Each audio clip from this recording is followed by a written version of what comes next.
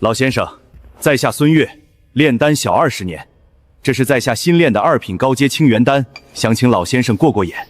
炉火太急，丹气腐了。这话说得够狠啊！炼气4重以下吃着还行，再往上就是浪费灵石。受教。小丹会上砸个场子，黑市的门路就自己送上门来了。先生好眼力，商盟有位前辈对先生颇感兴趣。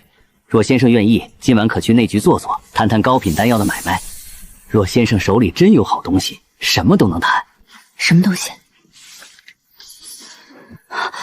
黑市商盟。今晚让我去内局坐坐。那我跟你一起去。行。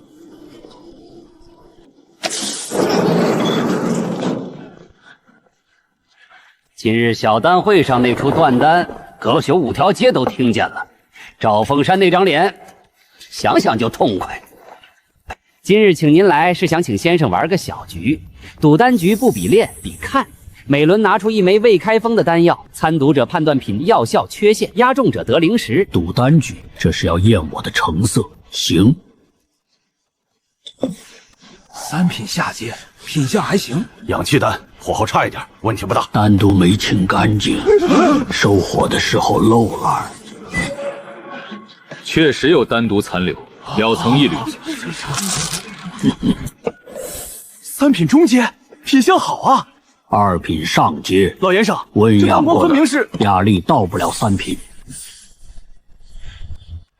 2品，这人得重新掂量。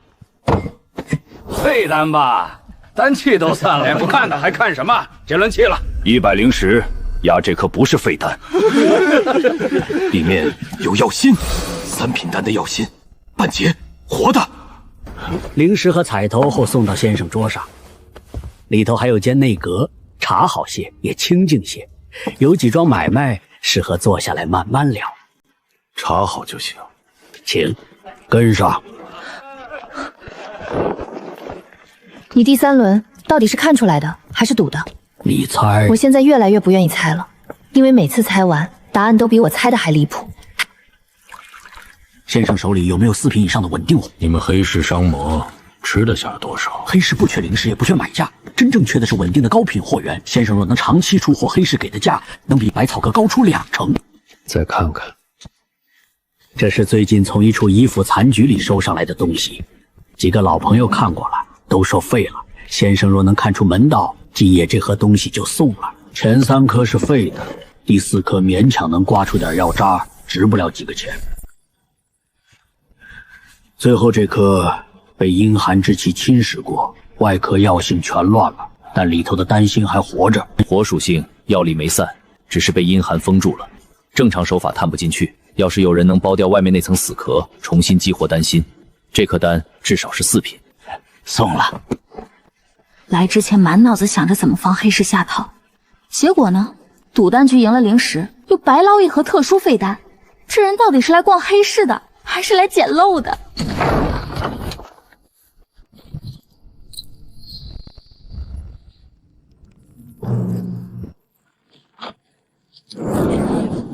这云山城还真是个发财的好地方。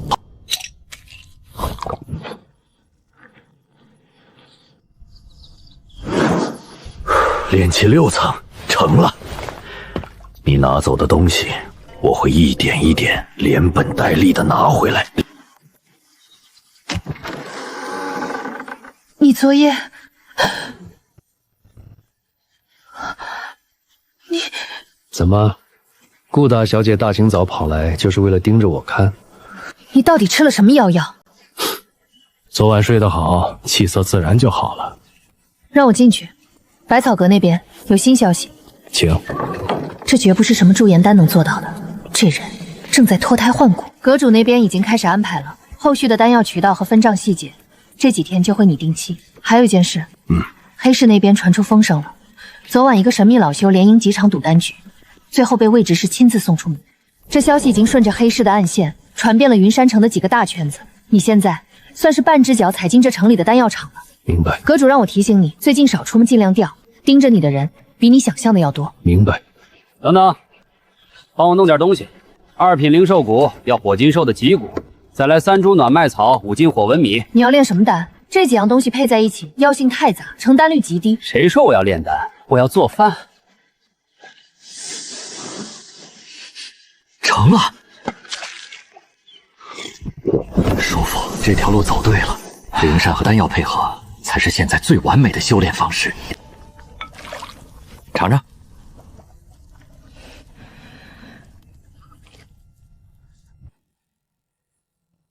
怎么样？我没煮自己吧？难吃，难吃就别勉强，我自己干。再来一碗。我只是想确认一下这东西的药效，百草阁需要评估价值。这女人的嘴简直比这4瓶火丹的外壳还要硬。吃，敞开吃，今天管够。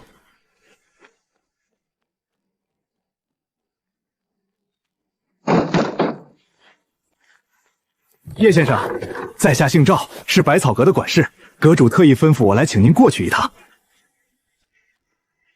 顾阁主找我有什么事？阁主说有一笔更大的买卖要和您面谈，具体细节还需要您亲自去总阁商议。这地方虽然清静，但平日里采买东西可能不太方便。你要是缺什么，尽管吩咐下面的人去办。还行，我这人喜静，平日里也不怎么出门。喜静好啊，修行之人最忌讳心浮气躁。不过云山城最近可不太平，听说黑市那边昨晚出了不小的风头。叶先生若是去那边走动，可得多带几个人。赵管事费心了，我一个穷老头子哪有闲钱去黑市凑热闹？先生说笑了。这人话里话外的试探简直不要太明显，问住处安排，问出门习惯，还把话题往黑市上引，已经给这人记了一笔。昨晚黑市的事情，阁内有人泄露了，你的住处以及你和我们百草阁的交易意向，这些消息已经传到了不该传的人耳朵里。我们百草阁内部有鬼。叶先生，最近这段时间你务必小心，千万不要让外人摸清你手里的底细，更不要透露你到底有多少存货。我明白，你们刚才带我来的那位赵管事话挺多。你这话什么意思？没什么意思，就是觉得他问的太细了点儿，连我平时走哪条街、去不去黑市都要打听。赵管事失踪了，事情已经很明朗了。他现在就是云山城里一块散发着香味的肥肉，百草阁想拉拢他，黑市想试探他，暗线势力想摸他的底。这种局面看似危险，但只要利用得好，就能成为他快速崛起的跳板。清堂，从今天起，叶先生这边的所有对接和安排，全部由你亲自负责。阁内其他任何管事一律不得插手。有破，这是要彻底斩内部的利益纠葛，把宝全压在他叶长生身上了。以后你若是出门，先告诉我。怎么，怕我死外边？我是怕百草阁白赔。你现在是我们最大的主顾，你要是出了事，我没法向阁主交代。他自己心里很清楚，刚才那句话绝对不只是为了百草阁的生意。从古兽一地一路走来，这个手段狠辣又满身秘密的男人，已经在他心里占据了一个极其特殊的位置。来的人不止一个，一共3个，脚步声非常分散，呼吸节奏蛮长均匀，这绝对是真正有备而来的修士。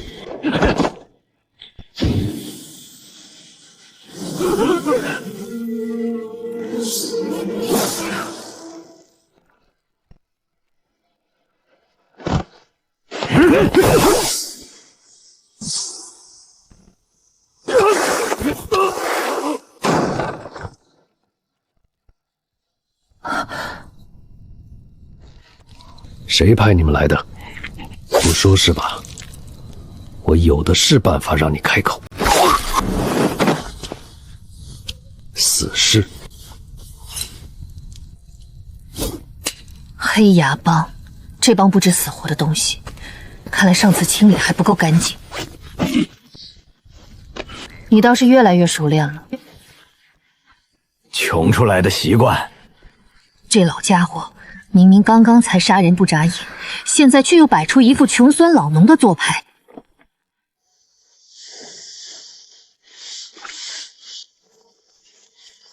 叶老，昨晚受惊了，这是阁里的一点心意。既然拿了客卿的牌子，总得拿出点诚意。3枚3品培元丹，1枚4品下丹聚灵丹，成色皆是上乘。外下一批3品以下的灵药，这第2箱是阁里积压许久无人处理的废丹，一共300斤。全都在这里了。账面上看，他用4品丹药换这些东西，似乎是让只有他自己知道，真正值钱的正是这一箱别人看不上的垃圾。这老东西根本不是不会做生意，他太会算了。他是专挑别人不要的地方狠狠干，别人眼里的垃圾，在他手里绝对有大用处。叶老，百草阁既然给了您客卿的身份，自然是希望咱们能长久合作。若只是偶尔有1-2枚4品丹，那也只能值今天这个价。可若您真能稳定出货，百草阁会给您更高的位置，甚至可以在城里替您单独开一条供货线。单独开一条供货线，这意味着他将彻底掌握云山城一部分丹药的定价权，这已经脱离了普通合作的范畴。顾晚舟这是要把他当成长期财路来养。顾阁主放心，只要材料管够，丹药不会断。过去在云淼宗的时候，每个月那点可怜的俸禄，抠抠搜搜，连买2颗像样的丹药都不够，天天被人当成没有价值的废物。现在一出手就成箱拉资源，5000灵石，这在以前是他想都不敢想的巨款。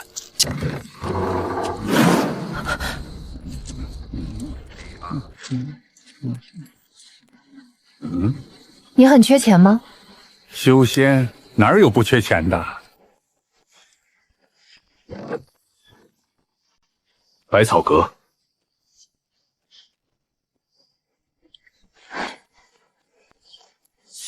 3日后，黑市将举办一场真正的丹道私局，来的绝不只有云山城本地的散修，还有临近几座修士城里有头有脸的丹修和药商。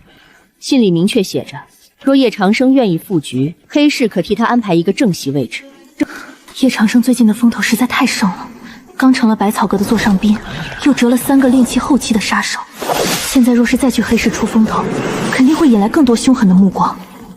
那些外城的药商可比云山城的散修难对付得多，他们手里有钱有势，手段也更加毒辣。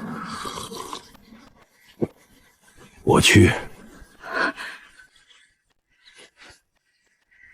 有局就意味着有资源，有资源就意味着能更快提升修为。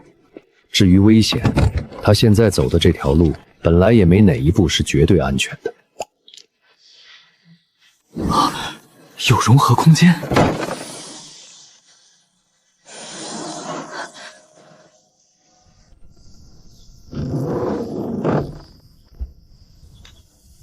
里面装着2枚4品下阶丹，外加3枚3品高阶丹，全是用那些废丹和旧药丸硬生生提存融合出来的。出关了。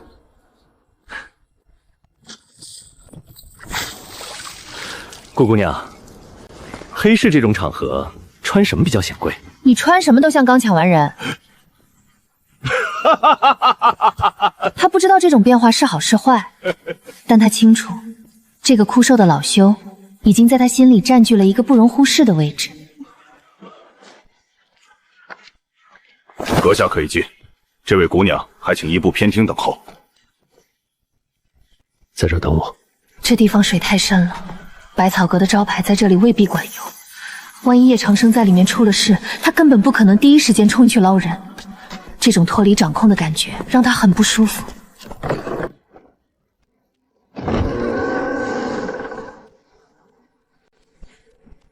哎呀，叶老弟可是让魏某好等。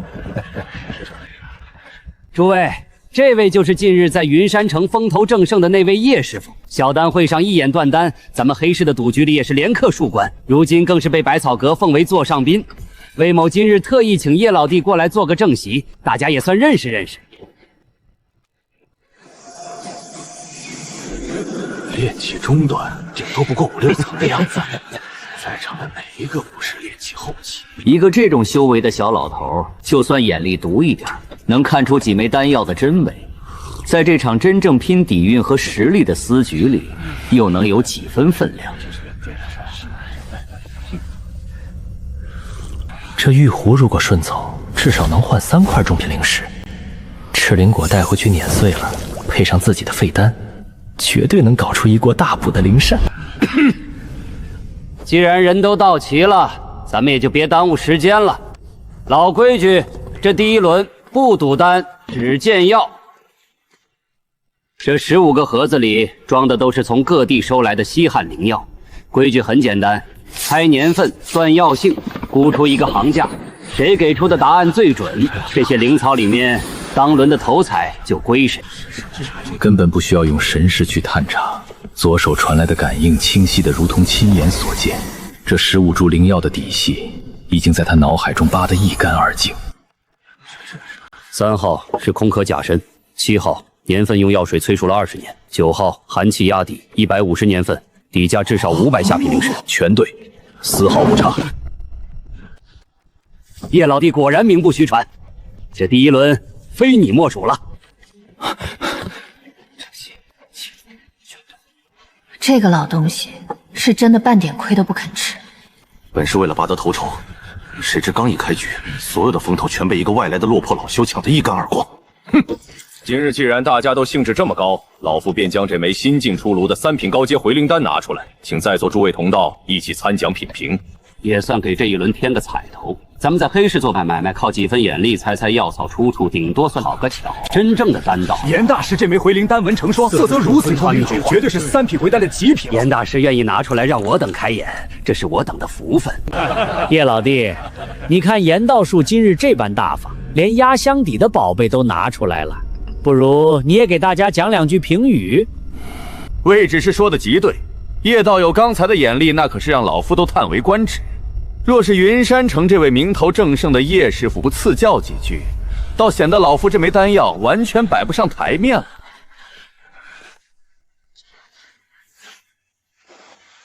丹确实是3品的好丹，可惜不适合活人吃。荒谬！你不要以为自己蒙对了几株灵草，就能在这里大言不惭。这枚回灵丹乃是炼气修士保命补灵的最上乘之选，老夫亲手炼制的心血，怎么到了你这外人嘴里，就成了不适合活人吃的东西？你这根本就来虚意闹场子！你为了追求回灵的极致速度，强行加倍了无藤，又拿赤眼草和干阳粉做了引子，这3种全是大造之物。平时气血通畅时吃一枚确实无碍，回灵效果也能翻倍。可回灵丹多半是在斗法重伤时用来救命的。灵气紊乱之下，你这燥气冲刷的丹力直接会灼烧使用者的主经脉，1次2次伤痕不显，常年累月吞服，气海根基，必会千疮百孔。你若对自己的丹药如此自信，并且经常吞服的话，你现在夜里行宫，右侧肋下3寸的经脉绝对会隐隐发刺。老夫说的对不对？完全被说中了。这半年来，他一直以为那丝刺痛是炼丹耗神过度引起的，根本没往丹药反噬的方向想。现在被当着云山城一众有头有脸的人士当场点破，他无论如何都不能开口承认。严大师，这位叶道友所言非虚，比例确实太过偏躁了。回灵速度虽快，但重伤之服用必定不会伤及本源。此丹确实不可随手修饰救命的东西。别为了出风头，练成专门割人经脉的慢刀子。刚才上去的时间有些久了，他很清楚这帮老牌黑市客的行事作风，稍有不慎就是被生吞食剥的下场。这老家伙还真是走到哪里都不肯吃一点暗亏。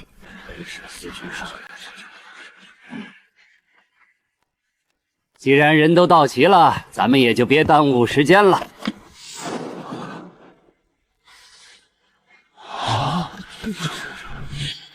这东西是黑市从一位陨落丹修的遗物中得来的，不少眼力机过人的同道都长过眼。有人说这是废丹，有人说这是毒丹，还有人断言这根本就没炼成型的炉渣。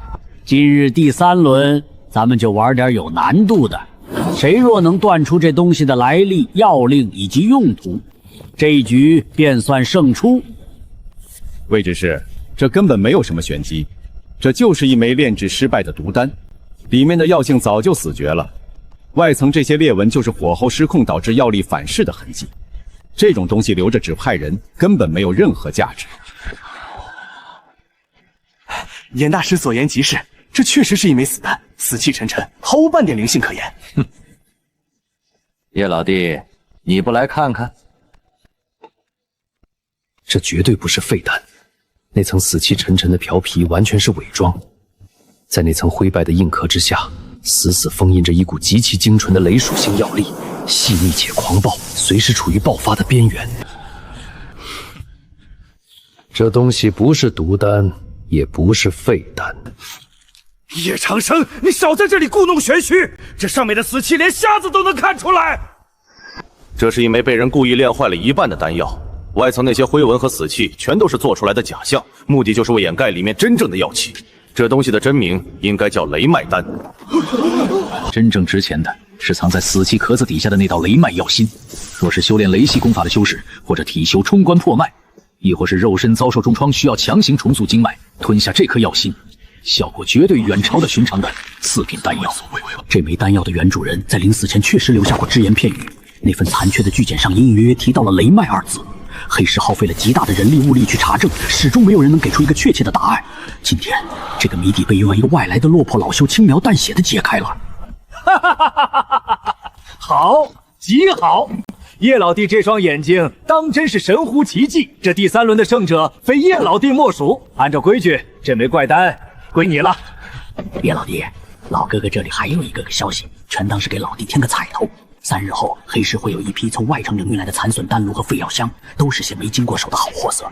若是叶老弟有兴趣，老哥哥做主，让你优先挑一轮。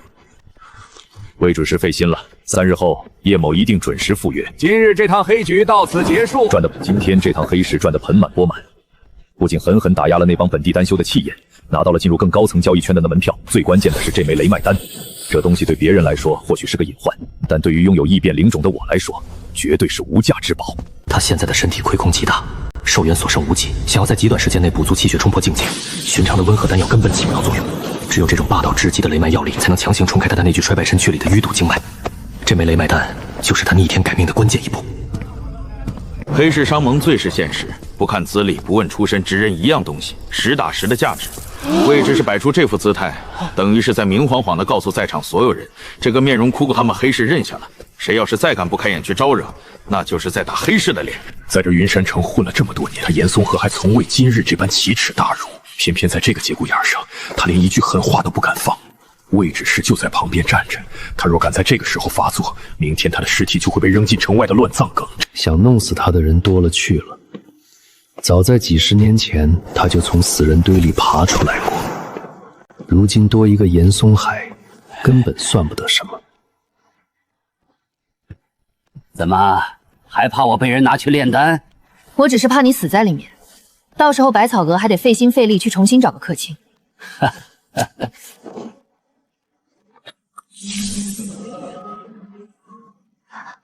这是什么？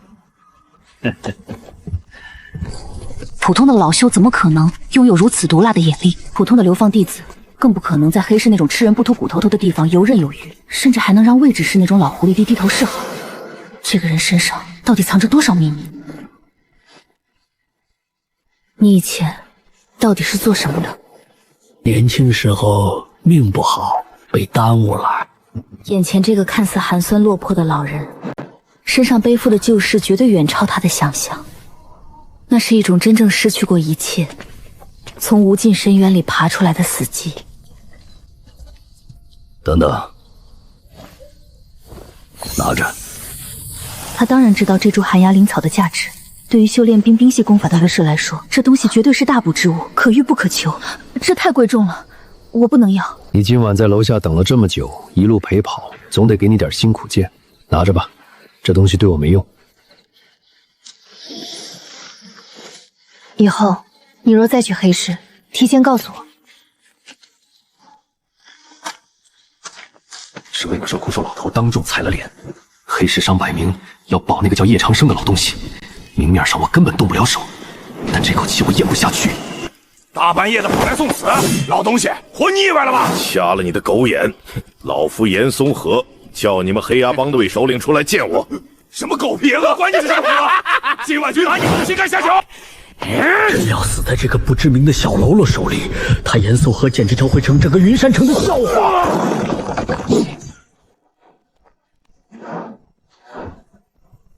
这位老先生可是要找我们帮主？拿去告诉你们首领，炼丹师严嵩河要求见他一面。老先生稍后，小的这就去通报。老先生，二首领有请。严老先生，你这名号在云山城可是响当当，堂堂炼丹师，大半夜跑来我这贼窝，有何贵干？老夫不跟你们绕弯子。我手头上有一批丹药，只要你们黑牙帮替我办一件事，这批丹药全归你们。丹药，这可是刀口舔血的帮派最稀缺的资源。有了丹药，就能培养出更多的高手，就能抢占更多的地盘。严老先生真是大手笔，说吧，想让我们杀谁？帮我杀一个炼药师，名叫叶长生。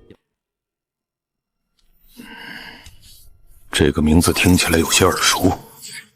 前阵子派去抢劫百草阁的那几个兄弟突然被人劫杀了，知道是谁干的吗？回二当家，好像就是这个叫叶长生的，现在是百草阁客卿，真是踏破铁鞋无觅处。正愁找不到机会去探探那个老头的底，现在倒好，有人主动送上门来买单了，新仇旧恨正好一起算。好，严老先生，请坐，咱们来商量商量该怎么审。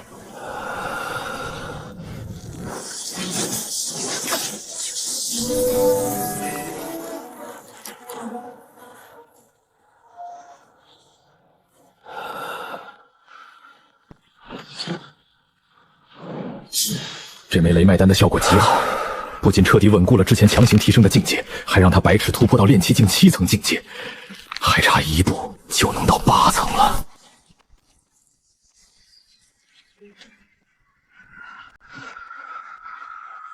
别人修仙都是驻颜有方，这老家伙倒好，直接返老还童了。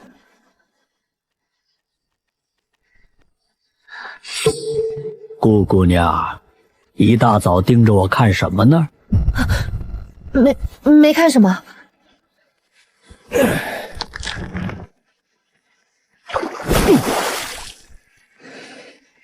你今天有什么打算？炼丹、修炼、吃草。吃草？年纪大了，多吃点素对身体好。怎么，百草阁又遇到麻烦了？我想问问你，今天能不能陪我去一个地方？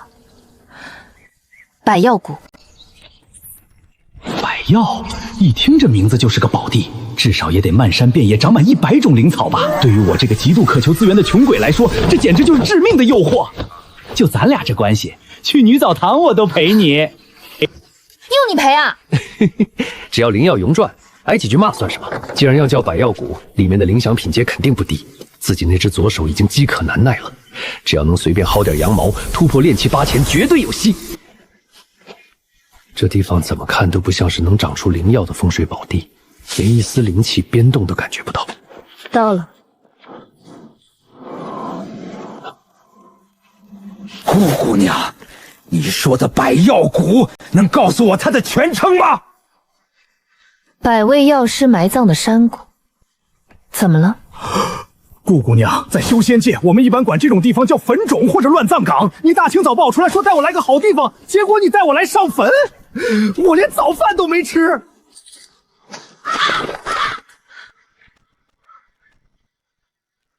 这手法挺狠啊，多大仇多大怨。这里埋的就是你说的那个人才，百药谷这个名字，就是他们起的。是不是因为这名字误导的人太多，遭报复了？是被很多人怨恨上，所以死后都不得安宁。换做普通人早就又觉得毛骨悚然了，可我却觉得莫名的久违一种伤心感。仔细想想，我自己也在坟里躺了30多年，听着地下的虫鸣，感受着泥土的温度，这地方简直就像回了老家一样亲切。顾姑娘，这里埋着的是你？是我父母。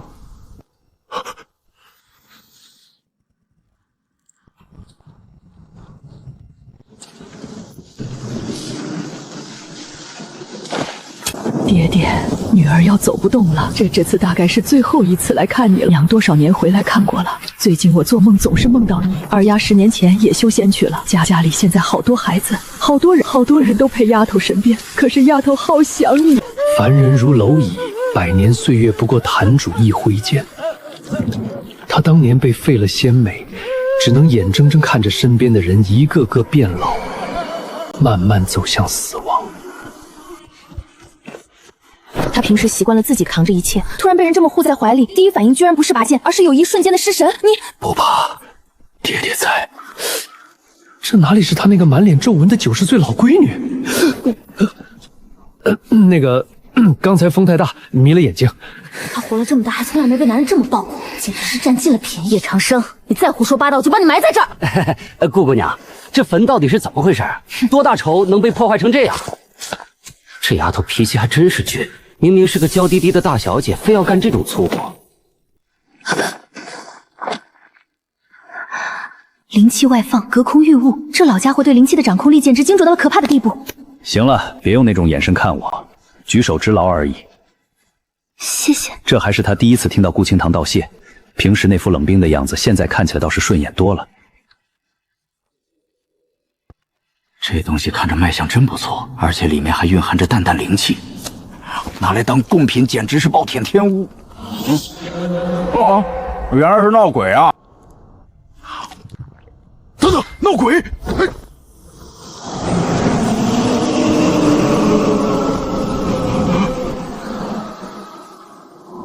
顾姑娘，这地方是不是经常闹鬼啊？我都来这里多少次了，要是真的闹鬼就好了。哪怕只有一次，我也能再见他们一面。你现在抬头，说不定真的能见到。什么啊？什么也没有啊！你是不是觉得拿死人开玩笑很有意思？这些鬼东西只有他自己能看见，难不成是因为自己偷吃是死人饭遭报应了？这帮老鬼不会是打算组团掐死他吧？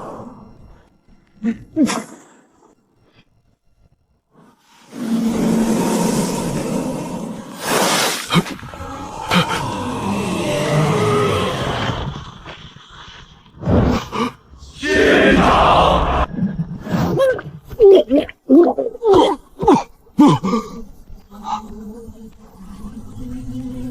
各位，咱们有话好说。我就是肚子饿了，偷吃你们一块贡品，真不至于行这么大的礼吧？请求县长救救我家孩子！气血充盈，生机旺盛，这丫头活蹦乱跳的。刚才掐自己腰下软肉的时候，手劲大得很，哪里像是有生命危险的样子？你们二老是不是在地下待久了，老糊涂了？你家闺女就在这儿跪着呢，好端端的连根头发都没少。县长有所不知，清堂7岁年，我们夫妻2人就暴毙身亡了。外界都以为我们是外出寻药，遭遇了高阶妖兽，但实际上我们的死完全是被人精心算计的。这事有意思了，谁算计你们的？这么大的事，顾清堂难道一点风声都不知道？清堂那时还小，自然什么都不知晓。其实就连我们自己死的时候都是个糊涂鬼。我们被困在这片坟冢10多年，直到几年前的某一天，偶然听到有人来此地密会，这才知道当年害死我们夫妻的真凶。谁？黑牙帮，还有城主府的人。这消息可真是太劲爆了！黑牙帮在云山城本来就是个毒瘤，干些杀人越货的勾当一点都不稀奇。但城主府可是官方势力，表面上一直维持着秩序和公正。这2家居然被背地里穿一条裤子，还联手害死了百草阁的掌柜。这情报的价值简直难以估量，要是运作得当，绝对能敲出一笔天大的好处。就算他们害死了你们，也已经过去这么多年了，他们一直没对顾强动手，为何你们现在突然说他们要害死你们孩子？他们准备在彻底夺下百草阁的掌控权之后，就斩草除根，杀了我的孩子，或者把他绑架到黑牙帮，给那个老贼当小妾。县长，只要您肯出手相助，我们绝对不会让您白忙一忙。此地埋葬的全都是历代惨死的药师和丹师，他们脑子里记载着成百上千的丹药秘方和无数珍贵的药草知识。我们已经商议过了，只要县长愿意庇护清堂，我们愿意将这些知识全部传授给您，绝不私藏。我们别无他求，只求先生能护他周全。实在不行，您就算强行把他绑走，带他远离这个是非之地都好，只要他能健康活着，我们夫妻2人就算魂飞魄散也心甘情愿。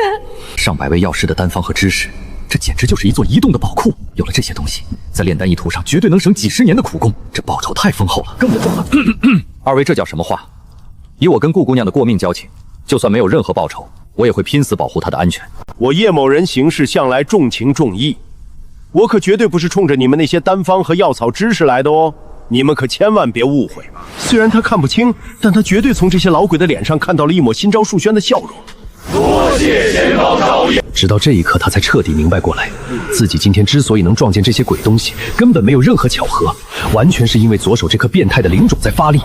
这玩意儿不仅能给死物复灵，居然还能直接吸收魂体献祭的记忆和力量，简直霸道到了极点。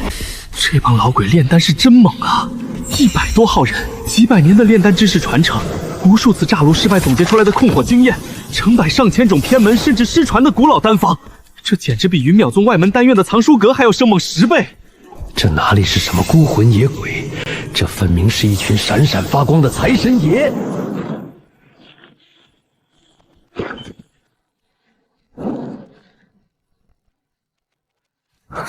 你怎么这么好心了？这家伙向来是无不起早的主，一显行字镜头抽逃现在。都是炼丹界老前辈，理应多多尊重一下。这家伙虽然嘴上没个正经，骨子里倒还算个讲究。怎么了？我觉得你应该再磕几个头。刚才已经跟我父母磕过了。我是说，你应该给所有墓碑都磕一个，毕竟这些都是你家的先祖。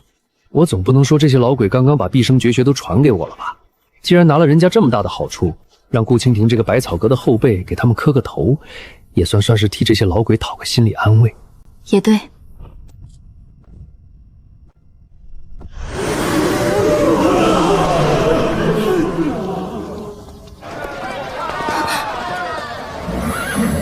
要不然咱俩去别的地方再逛一逛吧。为什么？现在百草阁来了一个我非常不想见的客人，城主府二公子。城主府的二公子居然大摇大摆走百草阁里当贵客，顾清堂如此反感。那群老鬼说过，城主府和黑牙帮的最终目的是彻底吞并百草阁，并且要在事成之后斩草除根，把顾清堂绑去给黑牙帮帮主当小妾。这个二公子现在频繁出入百草阁，绝对没安好心，十有八九是来探术士或者施加压力的。这丫头现在还被蒙在鼓里，根本不知道里面坐着是杀父仇人一派。但现在就算将事情说出来，也没人相信，甚至会反手跟城主府结下梁子。现在绝对不能。你想去哪儿？去一趟黑市吧，我想去买一些东西。也好。去哪边？不去丹药区，去灵宝和法术区那边看看。请问有没有品质比较不错的匕首？有，前几天我还刚打了一把，要不要病？都是些凡物，用的材料也全都是凡间的精铁和百烂钢，连一丝灵气都没有。不过用来对付普通的武夫或者低阶修士，倒也勉强够用。金刚锻造，淬了3次火，削铁如泥，不敢说切金断玉绝对没问题。这把还挺锋利的，那就选这把了。白哥虽然买个匕首做什么，但还不至于让堂堂大小姐亲自上阵肉搏。保密。保密？不对劲。从刚才离开铁匠铺开始，就有道极其隐晦的视线一直粘在他们身上。这种感觉他太熟悉了，前世在修仙界摸爬滚打，无数次生死边缘的徘徊，早就让他对危险的感知刻进了骨子里。对方极其警觉，躲避的动作非常熟练，绝对不是普通的街头混混。去百妖谷的时候，周围干干净净，没有任何尾巴。偏偏是进入黑市之后，这几道视线才突然冒了出来，而且数量还在悄悄增多。是黑市本身的眼线，还是城主府和黑牙帮的人已经盯上了他们？虽然隐蔽，但并没有明显的敌意和杀气，更多的是一种监视和探查。看来对方暂时还不打算动手。既然如此，那就先装作不知道好了。现在敌暗我明，打草惊蛇绝对是最愚蠢的做法。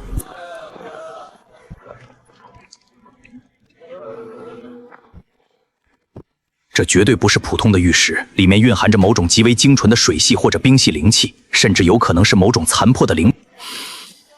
周围的镯子全都是凡品，这老头显然是个不识货的，把这件宝贝当成了普通的破玉镯混在里面卖。老板，这个镯子多少钱？5两。就这破成色，上面还有划痕，你抢钱啊？这样吧，我给你15两，这2个镯子一起给我。故意把价格抬高，把重点放在那个白玉镯子上，给人一种他其实是看上了那个白玉镯子，拿青玉镯子当天头的错觉。在黑市混这么多年，什么样的人没见过？这小子主动加钱，说明白玉镯价值不菲，是古董，想捡漏。不行，你小子眼光倒是毒。第2个镯子可是我祖传的宝贝，卖50两，少一个铜板都不行。50两？你这老头怎么不去抢？唉，算了，我现在身上钱不够，就先买第1个吧。就5两，你爱卖不卖？一个破烂货卖了5两，还保住了价值50两的祖传宝贝，今天真是赚大了。行吧，行吧，算我吃点亏，卖你了。老板，这镯子多少钱？50两，祖传的宝贝，概不还价。哼，呸！什么破玩意儿？破镯子卖50两，这老头穷疯了吧？叶长生满脑子都是修炼和算计，他自己肯定不戴手镯，更何况这明显是一只女士镯子，那就只有一种情况，他是给某个女人买的。他会送给哪个女人呢？百草阁里的女人，还是他在外面认识的其他女子？我们接下来去哪边看看？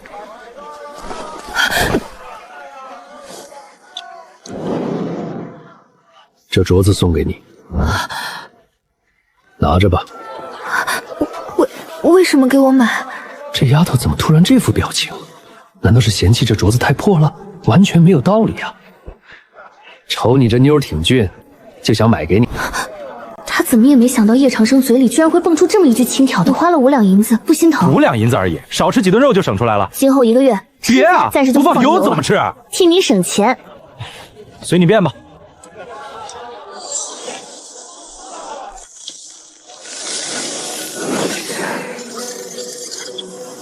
炼气3层，只是带上个镯子就能冲到3层境界，人比人气死人啊！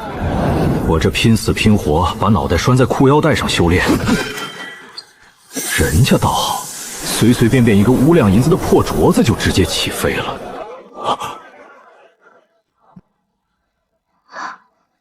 难道我喜欢上他了？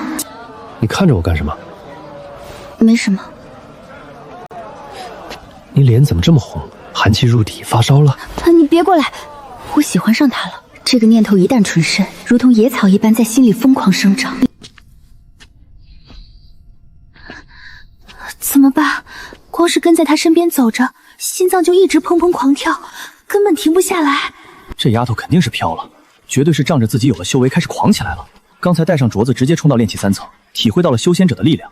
现在看不起我这个苦哈哈的底层散修了，一个炼气境3层就这么装，连看都不屑看我一眼了。这要是让你修炼到断体境，你还不得直接上天？自己辛辛苦苦在废丹房里苟延残喘，这丫头拿个5两银子的破镯子就起飞，起飞就算了，居然还敢在我面前摆谱，简直岂有此理！必须要敲打敲打。你要干嘛？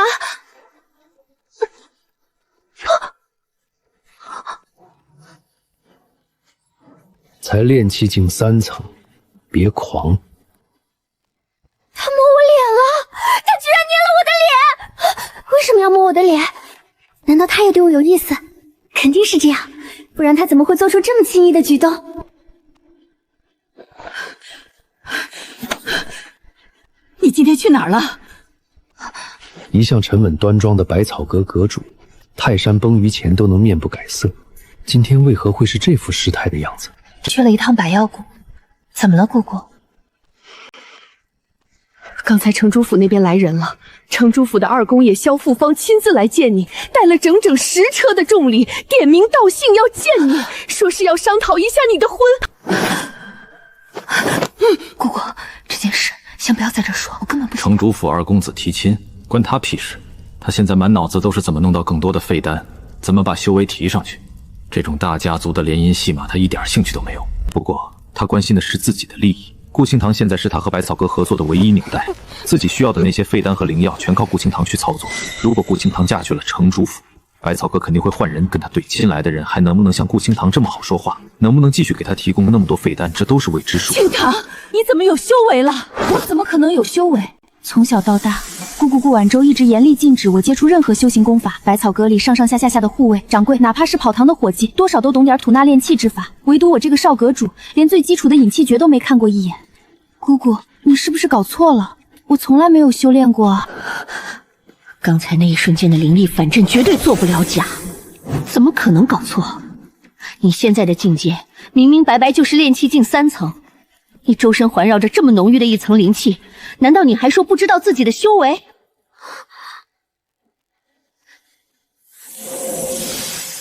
这就是灵气，这就是炼气境3层。看来这丫头是真的什么都不知道。顾阁主，这件事怪我。什么意思？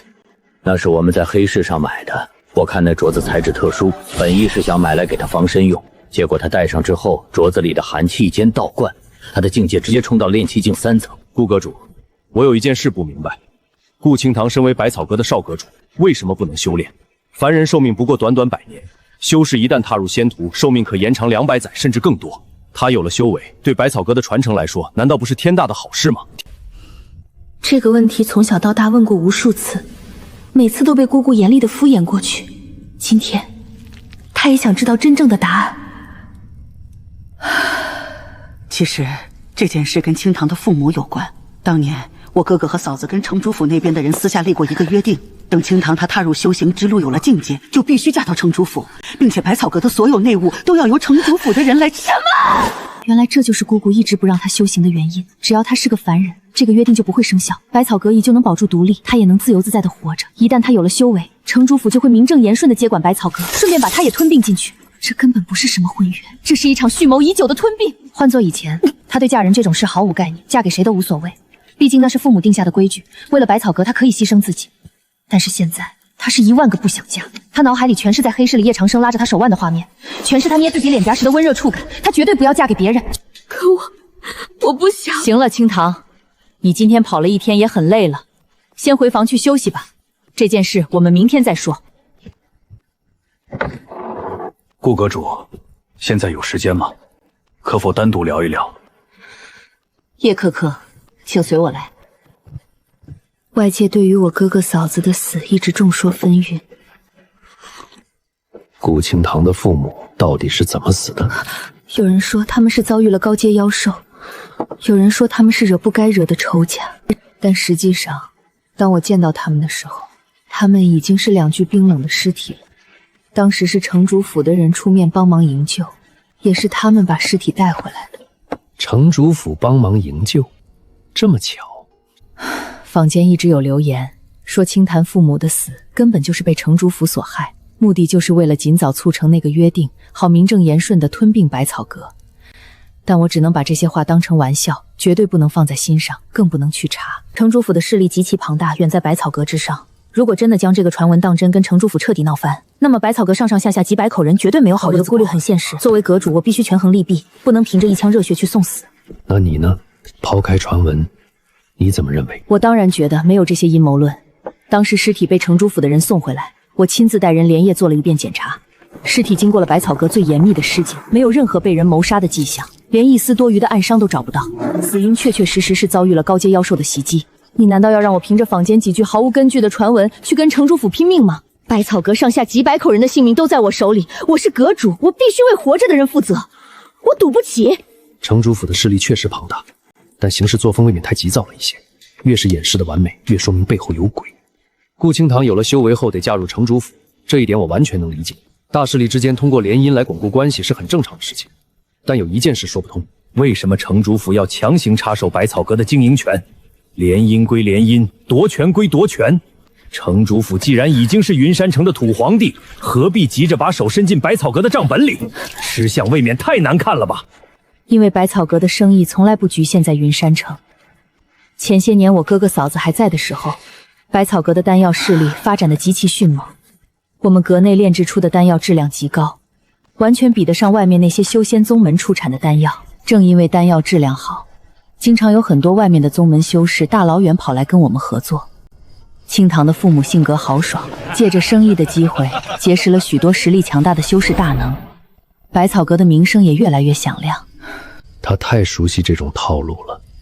修仙界向来是弱肉强食，一个没有绝对武力镇压的商会，偏偏掌握着极其丰厚的资源和人脉，这无疑是小儿抱金砖过夜市。对于城主府那边来说，百草阁逐渐变成了一个完全不受他们控制的庞大势力，他们害怕了，他们担心百草阁有一天会借助那些宗门大能的力量反客为主，直接掀翻城主府的统治。所以他们才逼着我哥哥嫂子立下那个约定，如果阁主的独生女踏入修行之路，就必须嫁入城主府，并且城主府要全面插手百草阁的内务和经营。如果不答应，他们就要动用一切手段将百草阁彻底赶出云山城。赶出去就赶出去，以百草阁当时的人脉和底蕴，换个地方照样能东山再起，何必受这种窝囊气？哪有那么容易？最关键的是，地小是百草共界几条好汉极其特新，多少极其珍稀的高阶灵草只能在云山城周边的地脉里生长。一旦离开这里，百草阁引以为傲的丹药生意就断了源头，那些高阶丹药根本炼制不出来，没有了丹药，那些宗门能谁还会看我们一眼？绝对不能被赶出云山城。这简直就是明抢！可顾清堂的父母竟然还真的妥协，永远换不来和平，只能换来对方得寸进尺的压榨。早知道在白药谷的时候顺势踹他们一脚了。踹谁？没事，我说这门亲事看来没那么容易被踹开呀。那是自然，城主府盯这块肥肉盯了10几年，怎么可能轻易松口？本来我一直故意压着不让清堂接触任何修行功法，想尽办法拖延时间。只要他是个凡人，这个约定就永远无法生效。我就盼着能拖到城主府那边更改主意，或者百草阁能找到别的靠山。结果今天倒好，清堂莫名其妙就有了修为，直接到了炼气境3层，这下连瞒都瞒不住了。城主府在黑市到处都有眼线，估计明天一早消息就会传到萧白香的耳朵里。不对啊，让顾清堂突然有了修为的源头，就是眼前这个男人买回来的那只青玉镯子。顾魔主，你这么看着我干什么？那镯子真是个意外。叶可卿，你送的好礼呀，直接把百草阁推到了悬崖边上。这事儿确实是我没考虑全，当时只想着帮顾清堂提升一下自保能力，顺便还个人情，谁能想到背后还牵扯着这么大一个烂摊子。百草阁现在是他的重要资源点，他需要这里的药材来炼制灵验，需要这里的渠道来收集废丹，顾清堂更是他极其看重的合作伙伴，他绝对不可能眼睁睁看着百草阁被城主府吞并，更不可能看着顾清堂被逼着嫁给那个什么萧芳芳。事情是他惹出来的，那就由他来解决。他活了2辈子，最不怕的就是麻烦。要不然我给你出个主意。哼，事到如今还能有什么主意？你能让清堂的修为散掉吗？还是你能让城主府主动放弃百草阁？什么主意？说来听听。很简单，灭掉黑牙帮，废掉城主府，然后让百草阁在云山城一家独大。灭掉黑牙帮，这简直是天方夜谭。黑牙帮盘踞云山城多年，手下亡命徒无数，连百草城主府更是根深蒂固，府内高手如云泉。他一个刚刚当上客卿的老修，竟然大言不惭地说出这种话，他彻底疯了。叶道友，你来百草阁这些天，想必也看明白了，百草阁在炼丹和做收山上确实是一把好手，但是在打打杀杀这方面，我们完全没有实力。至于你刚才说的事，我只能当做没有听见过，也请叶道友以后不要再提。此事绝无可能，你不必再提。隔墙有耳，一旦这种大逆不道的话传出去，百草阁立刻就会迎来灭顶之灾。有我帮你，这件事就能达成。就凭他一个人想要挑翻云山城的2大势力，这已经不能用狂妄来形容了。但我有个条件，倘若我帮你将百草阁在云山城真正站住脚，彻底拔除掉那些隐患，之后百草阁的利润我要拿走1半，当然经营权还是在你手里。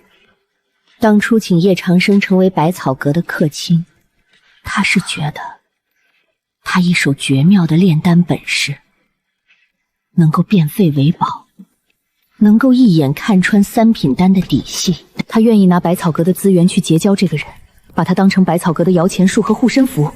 但现在他居然大言不惭地说要帮助百草阁达成一个根本不可能的目标，甚至还狮子大开口要拿走整整1半的利润，这简直荒谬到了极点。叶道友，如果你是在开玩笑，我就当你没说过；如果你是认真的，我只能说……顾魔主，你真是炼丹炼傻了。他掌管百草阁这么多年，还从来没有人敢当着他的面这么骂他。都要被人踩到头上拉屎了，你却还在固守一方，还想着退一步海阔天空。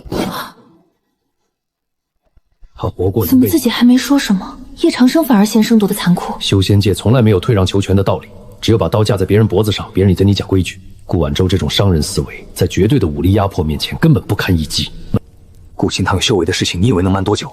云山城人多眼杂，就连你百草阁也不是铁板一块，迟早会被有心人看出来。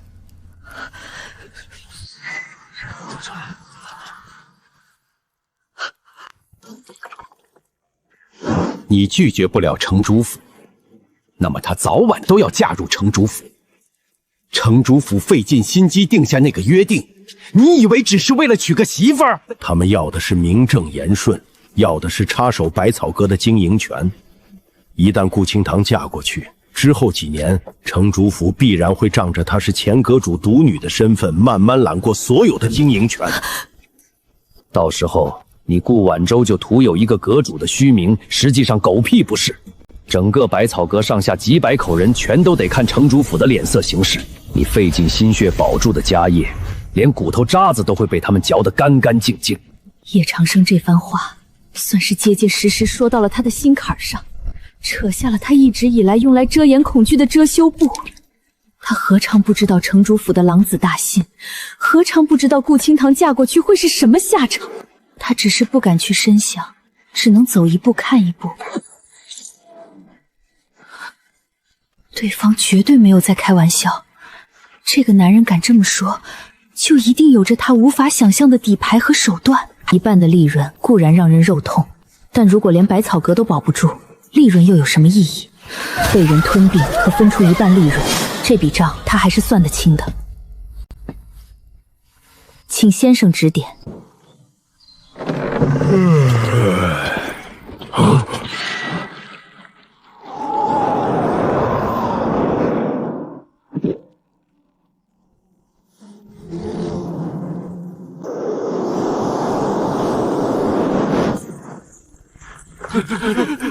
这个狗日的叶长生，老子就说派去劫道的几个兄弟怎么会无缘无故断了音讯？原来是折在这个老王八蛋手里了。二当家何必生这么大的气？这叶长生其实早就查清了那两人的底细，他知道那是你们黑牙帮的兄弟，却偏偏要把脑袋摆到城主府大面立威。严先生，你是个读书人，脑子比我们这些粗人好使，你有何高见？这有何难？他躲在城里，我们把他弄出来不就行了？弄出来？那老狐狸精明得很，怎么可能乖乖出城？过几天我会亲自带着一批珍贵药材登门百草阁，以交流丹道和切磋炼丹术为由，邀请他参加一场城外的私人丹会。只要他出了云山城的城门，到了荒郊野外，剩下的事情就不需要我教二当家了吧？严先生的意思是，我们在半路上直接把这老东西给宰了？不错，你们提前把人手埋伏在出城的必经之路上，记住，人一定要多，千万不要掉以轻心。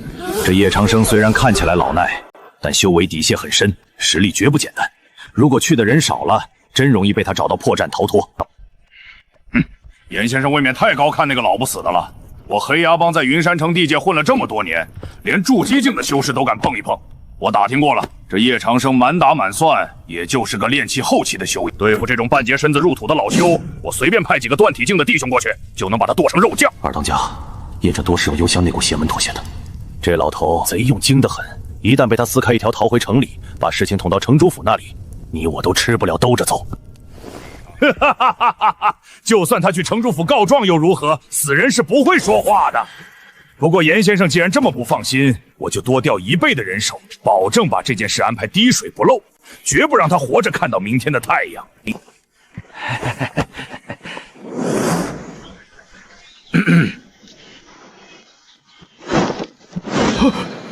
这哪里还是那个半截身子入土的糟老头子？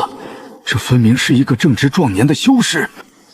返老还童，这绝对是返老还童。一个将死的老修，怎么可能在短短时间内发生如此天翻地覆的变化？除非他手里捏着某种绝世丹方，或者极其罕见的延寿灵药。工厂那群莽夫懂什么？他们只知道打打杀杀，根本不明白眼前这个老东西身上藏着多大的宝藏。如果叶长生真的掌握了某种能够还老还童的绝世丹方，那这丹方的价值简直无法估量。只要把这丹方弄到手，他严嵩河在整个九州修仙界的地位必将一飞冲天。你是叶长生？严先生这话问得好生奇怪，只是短短几天不见，严先生难道把我忘了不成？不，叶先生误会了，严某只是太过好惊讶，你这突然变得年轻许多，难道是炼制出了能够返老还童的绝世神丹？这老狗的尾巴都快翘到天上去了。严先生说笑了，这世上哪有什么返老还童的丹药？若真有那种神物，我叶某人早就飞升仙界了，还能窝在这小小的云山城里？不过是我最近换了种养生功法，又多吃了几顿滋补的灵膳，气血稍微充盈了一些，显得样貌有些变化罢了。严先生身为3品炼丹师，总不会连这点眼力见都没有吧？养生功法，滋补灵膳，糊弄鬼去吧！真当他是第一天出来混修仙界吗？什么功法能让人在几天之内把干瘪的皮肉重新填满？原来如此，叶先生这养生之道确实令人叹为观止。看来严某以后得多向叶先生请教请教了。不管叶长生是真有丹方，还是有什么特殊机缘，今天都必须把这老东西弄出城去。只要到了黑牙帮的包围圈里，有的是手段。到时候既能拿到还老还童的法门，又能借黑牙帮的手除掉这个心腹大患，简直是一石二鸟的绝妙好计。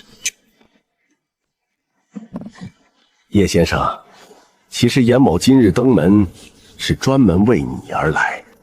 哦，专门为我？严先生这话倒是让我有些受宠若惊了。是这样的，我跟临近几座城池的几位老丹师，在城外的清风道观举办了一次私人的闭门丹会，能参加的都是咱们丹道圈子里有头有脸的人物。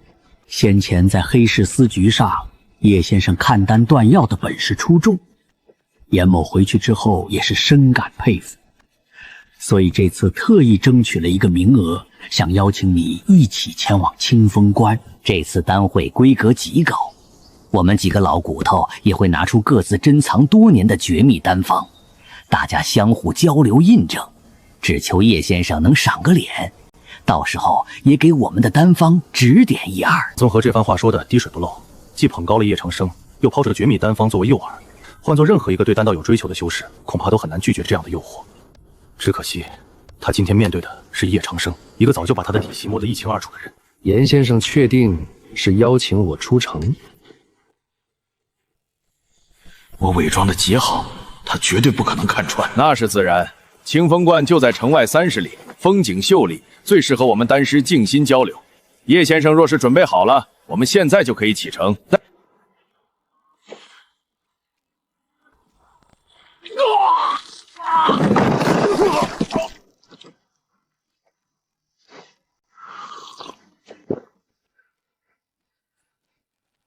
看来我猜的没错，跟黑牙帮勾结的那个内鬼就是这位严大丹师。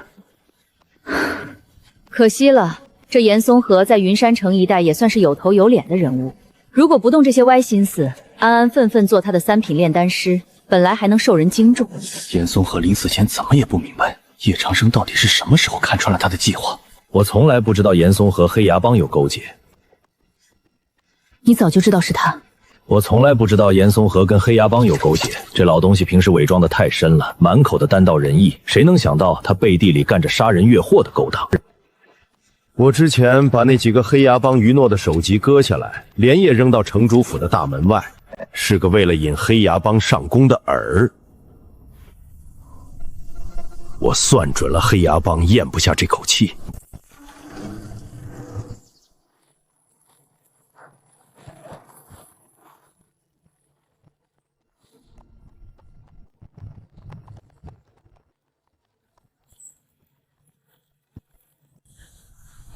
大哥，那绝对是百草阁的车，里面坐着那2个身形，跟严嵩河和那个姓叶的老东西一模一样。兄弟们都等不及了，咱们现在就动手吗？冲下去乱刀砍死那老狗！急什么急？二当家出门前怎么交代的？二当家的意思是，让咱们先跟着这辆马车，一直跟到锦山山脚下，到了那种荒无人烟的地方再动手。需要这么麻烦吗？咱们这么多人，冲下去一眨眼的功夫就能把事情办完，何必做贼似的跑那么远？哼，你这脑子懂什么？二当家这是深思熟虑。这里离云山城太近了，如果我们在这里动手，一旦弄出太大的动静被人发现，百草阁必会去烧出咱们杀死了百草阁的客卿，城主府迫于压力派人围剿，还是二会给帮里惹来天大的麻烦。那咱们就进邪山，再把他们剁成肉泥。按时间算，那帮小崽子现在应该已经杀完人了，一个刚踏入断体境的老废物而已，能有多大能耐？派出去了一大半的兄弟，还有严嵩和那个老狐狸做内应，这要是还拿不下，那黑牙帮以后也不用在云山城地界混了，直接解散回家种地得了。当家的，山道那边传来消息了，怎么样？事情办得利不利索？那老东西的脑袋砍生的人头，在全松河那里敲一笔丰厚的丹药，这买卖简直稳赚不亏。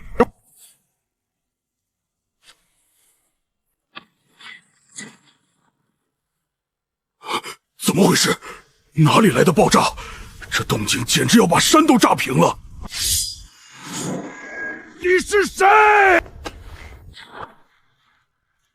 这老东西明明应该在去锦山的马车上，怎么会突然出现在黑牙帮的老巢，还伪装成了帮里的弟子？听见刚才那声炸响了吗？你派出去埋伏的那些帮派弟子，大概已经死得差不多了。怎么可能？这老东西不是个半截身子入土的废物吗？怎么会变成这样？外面的爆炸又是怎么回事？这东西一旦触发，产生的爆炸威力丝毫不亚于筑基境修士的全力一击。只要黑牙帮那群蠢货像饿狼一样扑上去掀开帘子，灵气阵法就会瞬间引爆，把他们连人带马炸成漫天碎肉。你怎么知道我们的计划？很难猜吗？你们黑牙帮的人脑子里打打杀杀，还能装得下什么计划？真以为严嵩和那个老废物能算计到我？被电人带入槽上层，你便欺人太甚！老子就算是死，也要拉你垫背！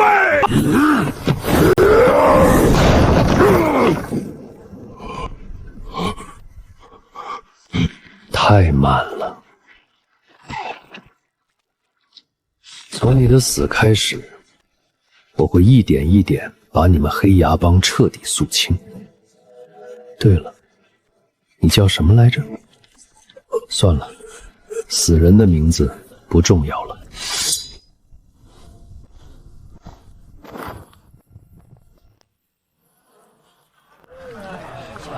听说了吗？昨天夜里锦山山道那边出大事了。怎么没听说？动静那么大，半个城的人都被那声巨响惊醒了。听说是在山谷里面不知道哪里埋了大量的烈性火雷，把山道都炸塌了半边。火雷算什么？关键是死的人呢。我今早去城门那边看热闹，听几个守城士兵在那吹嘘，说是他们城主府的人早就盯上了黑牙帮，昨晚直接设了个局在山谷里，把黑牙帮的精锐给一锅端了。我的天，真的假的？黑牙帮那些人可都是亡命徒啊，全没了！千真万确，足足6、7、10具啊，全都被炸得拼都拼不起来。听说城主府的士兵去收尸的时候，拉了整整10多辆板车，这也太猛了吧！这黑牙帮平时在城外嚣张跋扈，劫了多少商队的道，百草阁的药车都被他们劫过，现在总算是有人出手整治这帮毒瘤了。城主府这次可是立了威了。这下黑牙帮怕是元气大伤，以后在这云山城地界，他们得夹起尾巴做人。真好看。你受伤了？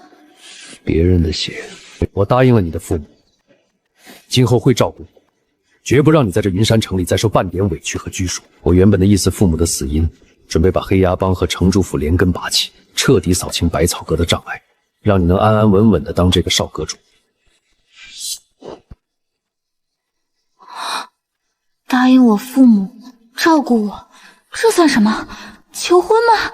他这是在向我求婚吧？吞下10几颗4品丹药，味如丹药池气血碾碎，灵气奔涌，炼气境9层，几乎没有任何阻碍，那层窗户纸被瞬间被冲破。我要趁着这股药力直接冲开那道困扰了我2辈子的天墙。断体境，只有踏入断体境，他才算真正摆脱了那该死的10年死线，才算在这云山城有了真正掀桌子的底气。给我破！还差一点，灵气够了，气血也够了，但就是差那临门一表的锐气。不行，还差一道外力，单靠自己硬冲，今天恐怕是过不去了。如果强行突破，很可能会伤及根本。他怎么了？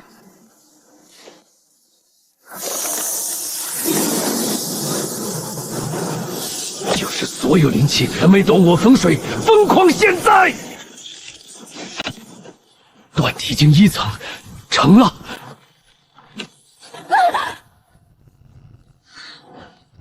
真是造化弄人！他算计了那么久，准备了那么多底牌，最后这临门一脚，居然是这个傻丫头无意间帮他劈开的。你突破了，顾姑娘，你今天真是帮了我天大的忙，我欠你一个极大的人情。真的吗？真的。人情怎么办？好想用这个人情让他吻我一下。不行不行，你疯了吧？人情怎么能这么随便用？可是他昨晚都已经求婚了，现在抱也抱了，气氛都烘托到这儿了，难道还要我一个女孩子主动开口吗？叶长生，都这个气氛了，你快亲我啊！这老男人的心思根本就没在风花雪月上，感觉自己就像个自作多情的傻子。最让我激动到差点仰天长啸的是，那一直悬在头顶的死亡倒计时终于被狠狠地拨慢了。寿命，我甚至感觉到自己的寿命增加了起码50年。50年啊！对于那些动辄闭关100年的大能来说，50年或许只是弹指一挥间；但对于一个前几天还在为了10年死线而发愁，天天在生死边缘疯狂淘气的老修来说，这50年简直就是一笔天降兑款。他终于不用再像个被狗撵的兔子一样为了活命拼命算计了。叶长生，你刚才看着我，有没有什么想法？什么想法？刚才自己突破断体境，气血爆发灵化作气浪，这位少阁主就直接被掀飞了。要不是自己反应快，一把将他拉住，他现在估计已经摔得鼻青脸肿了。肯定是这丫头觉得委屈了，人家好心好意拿手帕给自己擦汗，还无意中帮自己突破了境界，结果自己不仅没道谢，还差点把人家搞毁容，换谁不生气？我发现顾姑娘最近变得漂亮不少。这算什么？这是在回应自己刚才的期待吗？还是说他其实也对我有想法，只是刚才不好意思表现出来？油嘴滑舌。果然，不管是凡俗界还是修仙界，夸女人漂亮永远是万能公式。叶先生，阁主请您过去一趟。顾晚舟找我，8成是跟黑牙帮那件事有关系。昨晚他直接把黑牙帮的工厂给剁了，工厂一死，黑牙帮和城主府那边肯定会有动作。顾婉瑜这时候急着找他，肯定是局势有了新的变化。好，我这就去。这酒香极其醇厚，显然不是什么普通的矾酒，而是用灵果酿造的佳酿。但更让他纳闷的是那乱哄哄的嘈杂声，这里可是顾婉幽的私人住处，平时除了几个贴身侍女，连个飞虫都不敢大声嗡嗡。今天怎么跟菜市场一样热闹？五回头啊，666！这可是百草阁，云山城最大的商会之一。大白天的，员工集体在老板院子里聚众品酒，简直离谱到家。大白天喝酒，谁让喝的酒？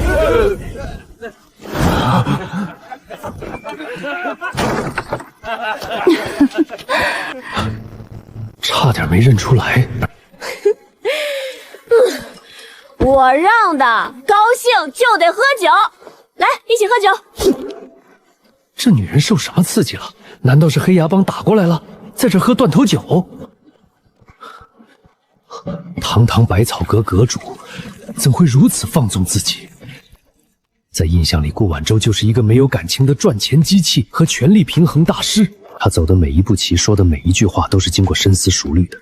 像今天这种完全不顾形象、放飞自我的行为，根本就不可能出现在他身上。事出反常必有妖。顾阁主，这不是你平时做事风格，怎么今天喝上酒了？我不能喝酒吗？我接管百草阁已经10年了，我也才是个30岁的宝宝啊！想痛快一次不行吗？想当年顾晚舟接手百草阁的时候才20岁，为了能将百草阁维持下去，他简直是咬着牙在拼命。当时老阁主刚走，百草阁群龙无首，所有人都觉得他是个好拿捏的软柿子，变着法的欺负他这个刚刚上任的新阁主。内部掌柜杨凤因为外部势力虎视眈眈，对内可以狠，对外呢？面对城主府的盘剥、黑牙帮的骚扰以及其他商会势力的欺压，顾晚舟根本没有掀桌子的底气。这种终日对百草阁的操劳，简直是在透支生命。明明有了修为，按理说完全能保持20岁的容颜，可此刻他卸下了平时的端庄如伪装，在酒精的作用下，眼角的疲态和眉宇间的沧桑根本掩盖不住，那憔悴的模样苍老的像是40岁。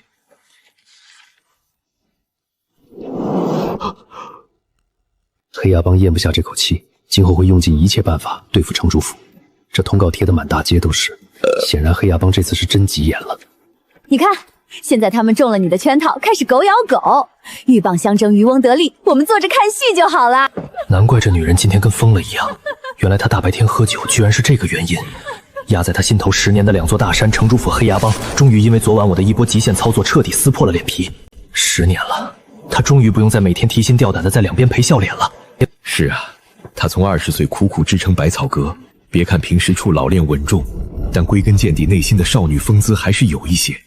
这种大仇得报、拨云见日的痛快感，换谁谁不迷糊。这女人确实不容易。顾阁主，这枚复颜丹送给你，今晚8点服用即可。一时间也想不起来这丹什么药效，肯定是好东西。其他的别说了，陪我喝酒，把我灌断片儿，让我今天忘记我是谁。这要求简直离谱。本来想拒绝，但看这架势，今天这顿酒是躲不过去了。行吧，就当是陪老板团建了。行，喝。这种修为蹭蹭往上涨的感觉实在是太爽了。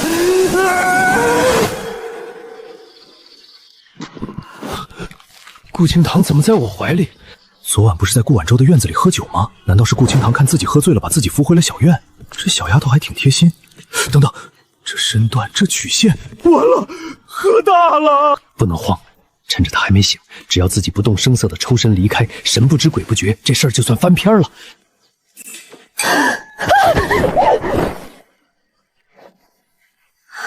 万幸，什么都没发生。这件事你得给我解释了。昨晚大概有心理回事，我相信你没动我。老板就是老板，格局还是有的。阁主明鉴，叶某昨晚确实是喝多了，完全不记得发生了什么。行了，别说了，趁着清堂和外面的丫鬟们还没起，你赶紧走。要是被人看见你从我房里出去，我这百草阁阁主名声还要不要了？多谢阁主理解，叶某告辞，今后绝不再提半字今日之事。顾晚舟啊，顾晚舟，你真是疯了！堂堂百草阁阁主喝得烂醉如泥，还拉着一个男人同床共枕。他已经多久没有跟这么一个男人交心过了？自从接管百草阁以来，他每天面对的都是算计、试探、尔虞我诈。在这个吃人的云山城，他必须把自己伪装的心扯坚不可摧。他想起来自己20岁的时候，那时的他还没有被中弹压弯腰，曾经对一个男人有过好感，但也仅仅是好感而已。二人的交情其实也就是见面能互相说上2句话的程度。那时的顾晚舟也是情窦初开，对未来有过一些不切实际的幻想。可是后来呢？后来老阁主出事，他临危受命，为了保住百草阁，为了不让自己有任何软肋，他亲手斩断了那点微不足道的情丝，跟那个人彻底断了交情。后来那个男人也变了，成了陈主府的2当家萧印狂。现在他早就对萧印狂没了半点感觉，只剩下防备和敌意。不对，一定是太久没有接触男人，一时间不适应了。他叶长生算计起来比谁都狠，我怎么可能对他？错觉，都是错觉。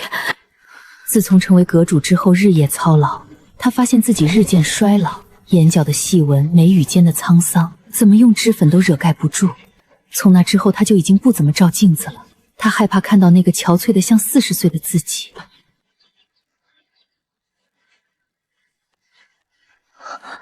复颜丹，难道是他的丹药起了效果？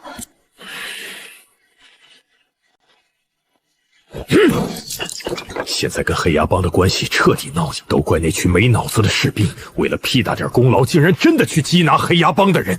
云山城的水有多深，只有他这个坐在城主位置上的人最清楚。那群底层卫兵懂个屁，光看着眼前的芝麻绿豆点大的功劳，直接把天给捅了个窟窿。爹，大喜事儿，天大的喜事儿啊！你又在外面惹什么祸了？爹，看您这话说的，我能惹什么祸？我这可是专门跑来给您老人家贺喜的。您是不知道，今天咱们城主府的卫兵那叫一个神勇无敌，他们在街上逮住黑牙帮的那群匪徒，直接就是一顿乱杀，把黑牙帮的人弄死了大半。那场面主打一个热血沸腾，痛快啊！爹，现在外面的百姓对咱们城主府那是清一色的好评，走街串巷的老百姓都在夸您是青天大老爷，说咱们城主府替天行道，除暴安良。有这等民心所向，爹您的地位绝对是更加稳固了。我看以后就算是云淼宗的那些大人物来到咱们云山城，也得对咱们客客快快的。今后就算是云淼宗，也得重视咱们城主府了。自己精明算计了一辈子，怎么就生出了这么一个清澈又愚蠢的没脑子玩意儿？这到底是谁的基因出了问题？大儿子天赋异禀，如今正在云淼宗修行，为人沉稳老练。那才是城主府真正的骄傲，才是能挑起大梁的前途所在。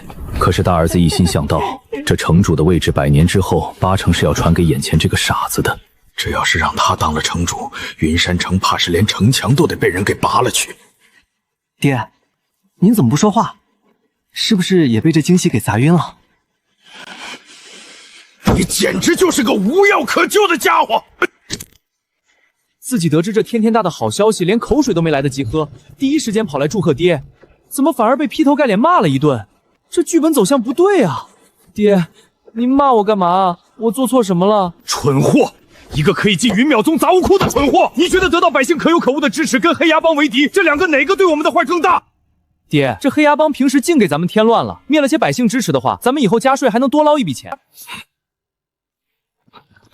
跟这个傻儿子交流，简直比对付黑牙帮还要耗费心血。加税，多捞一笔钱？你以为城主府养这么多兵，开销这么大，是靠街上那些卖菜的、打铁的交税养活的？我告诉你，城主府大部分的税款都是从那些商铺、大商户手里得来的。那他们既然有钱，咱们让他们多交点不就行了？哪有那么容易？那些商户一个个比猴都精，谁会心甘情愿把银子往外掏？因此，只要城主府武力够深，刀子够快，那些商户就不敢反抗。只要咱们能镇得住场子，不管加多少税，他们哪怕背地里骂祖宗，明面上也都得乖乖交出来。很有道理。那这跟黑牙帮有什么关系啊？咱们兵强马后的，杀了他们立威，不是正好能震慑商妇吗？哼，立威？拿黑牙帮立威？你真以为黑牙帮就是一群普通的街头混混，一群没背景的泥腿子？难道不是吗？我告诉你，黑牙帮可不一样。咱们城主府能在云山城立足，是因为背后是云淼宗在给咱们撑腰，但是黑牙帮的背后也有无极宗撑腰。无极宗？那个跟云淼宗不对付的大宗门？现在你明白事情有多严重了。本来双方暗地有着默契，我们不把他们逼上绝路，他们也不触碰我们的底线。两边的势力在云山城打到微妙平衡，谁也不想先掀桌子。结果这次那些卫兵出手，为了点蝇头小利，直接让黑牙帮损失了几十个弟兄，这平衡被打破了。这件事一定会惹怒无极宗。那无极宗要是生气了，会怎么样？会怎么样？如果对方派遣高境界修士来云山城找麻烦，哼，你以为咱们城主府这些府兵能挡得住人家一根手指头？到时候局面根本控制不住，我甚至还得向云淼宗求援。这事情一旦闹大，整个云山城就成了两个宗门的战场，咱们城主府第一个就要被碾成炮灰。虽然这小子蠢得令人放矢，但好歹知道害怕了。只要知道害怕，以后就能老实点，不出去惹是生非。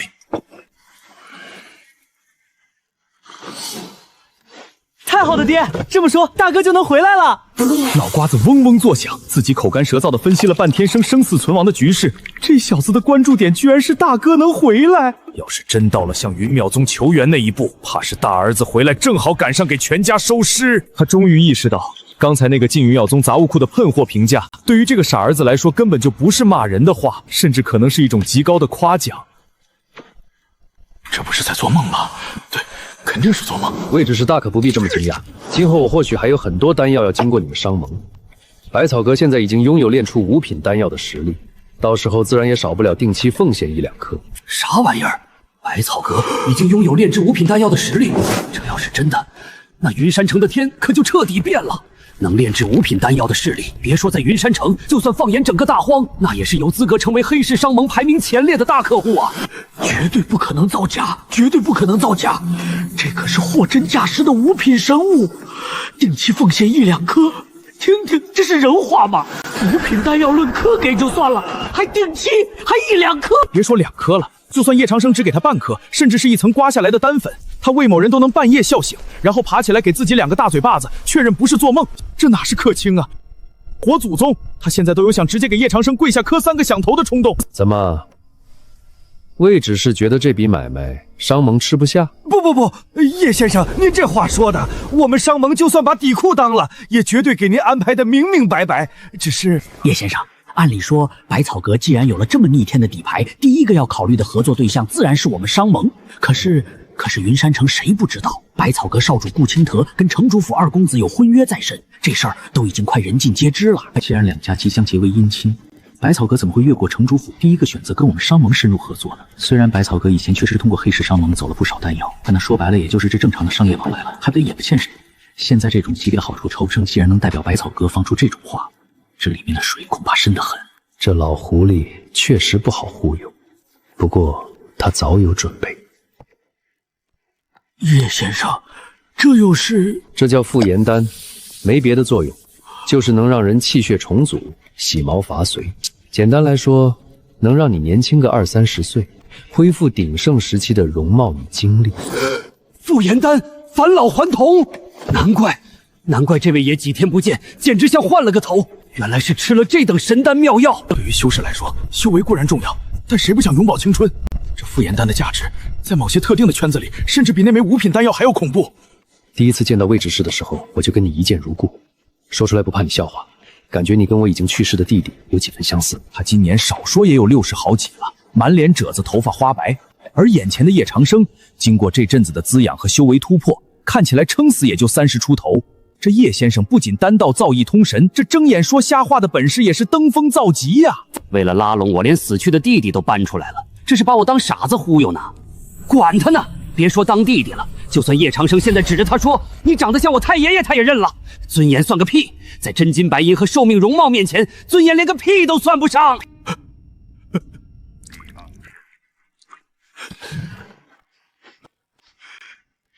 兄长，请受老弟一拜。这是谁家的马车？怎么挑这么个时间出城？云山城的城门不是早就落锁了吗？谁有这么大的特权？今天我去了一趟黑市，花了点代价，从一个专门倒卖消息的情报贩子手里买到了一个情报。情报上说，今晚城主府会有一辆马车秘密经过这里。至于具体去什么地方，那个情报贩子也不知道。城主府的马车，大半夜的，城主府偷偷摸摸派人出城干什么？我心里推测，这辆马车应该是前往云淼宗的。云淼宗？黑牙帮和城主府已经彻底撕破脸了，工厂死得不明不白。这两家现在就是架在火上烤的死局。黑牙帮在云山城虽然是地头蛇，但他们背后站着的是修仙宗门。如果黑牙帮的帮主突然发疯，把背后的宗门力量引过来，只怕城主府还没反应过来，就被人家连根拔起，直接灭掉了。所以，城主府必须抢在黑牙帮摇人之前，尽快向云淼宗求援。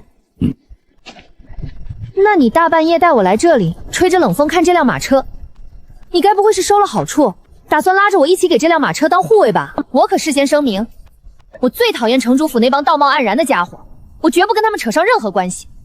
你要是想护送他们，你自己去，我这就回百草阁。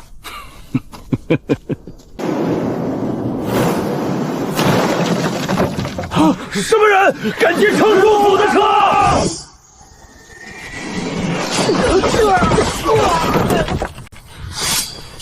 他不是嗜杀成性的魔头，这些底层的士兵不过是奉命行事，本身并没有什么大错，甚至连知道真相的资格都没有。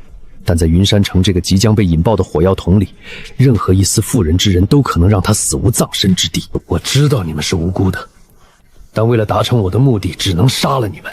倘若有一天我死了，灵魂下了地府，欢迎你们来找我报仇。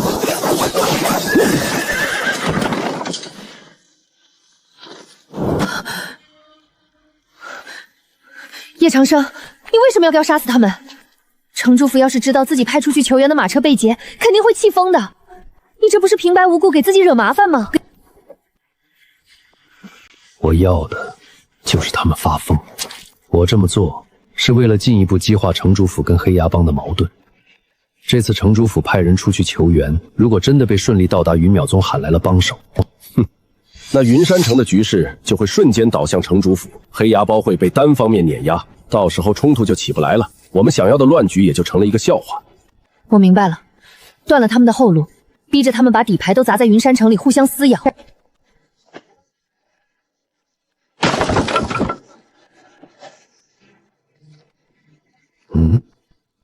是写给枯荣真的信。老套的球员戏码罢了。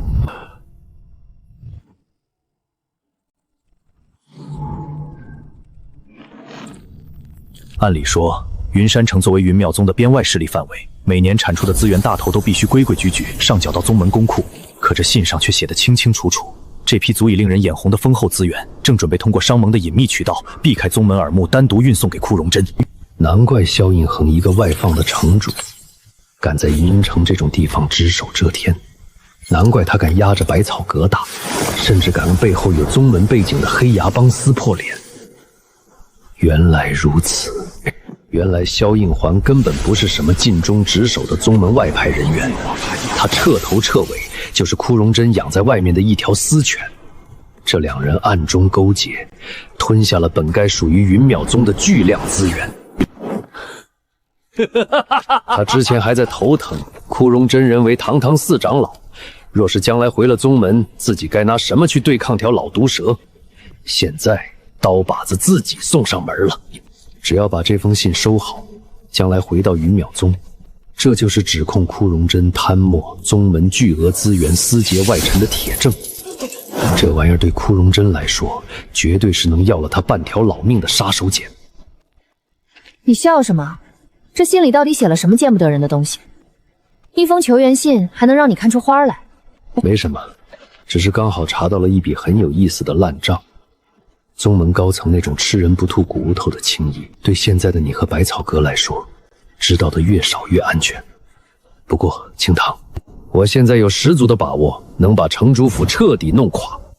我保证，今后这云山城里，城主府再也不是你们百草阁的威胁。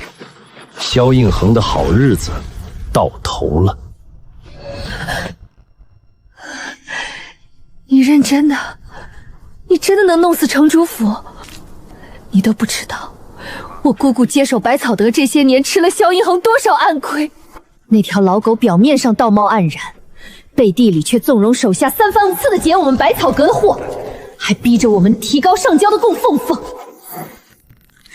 我对城主府的讨厌，甚至比对黑牙帮还要深。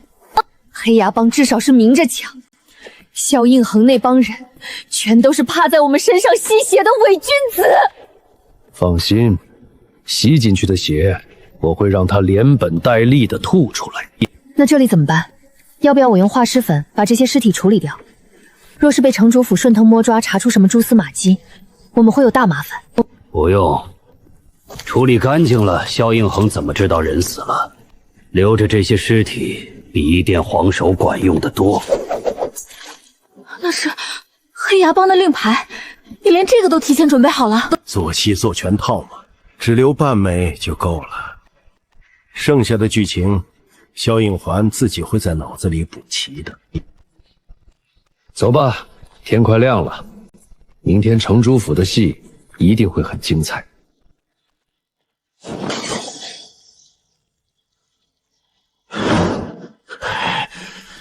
你再说一遍！城主息怒，属下带人赶到洛崖谷的时候，那里已经成了一片废墟。我们派出去的人马全被杀死了，一个活口都没留下。全死了！我挑的都是府里最顶尖的死士，他们连云山城的地界都没出去，就全死绝了。马车呢？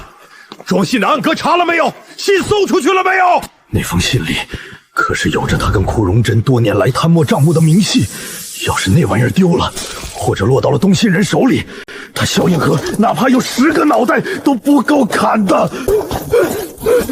没了，什么都没了。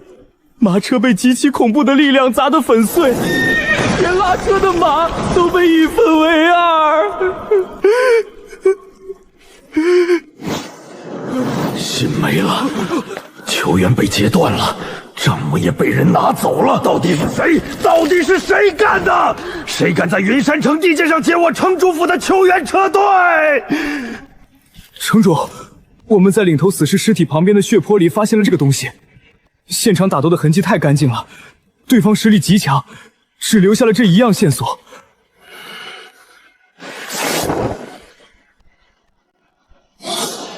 黑牙帮！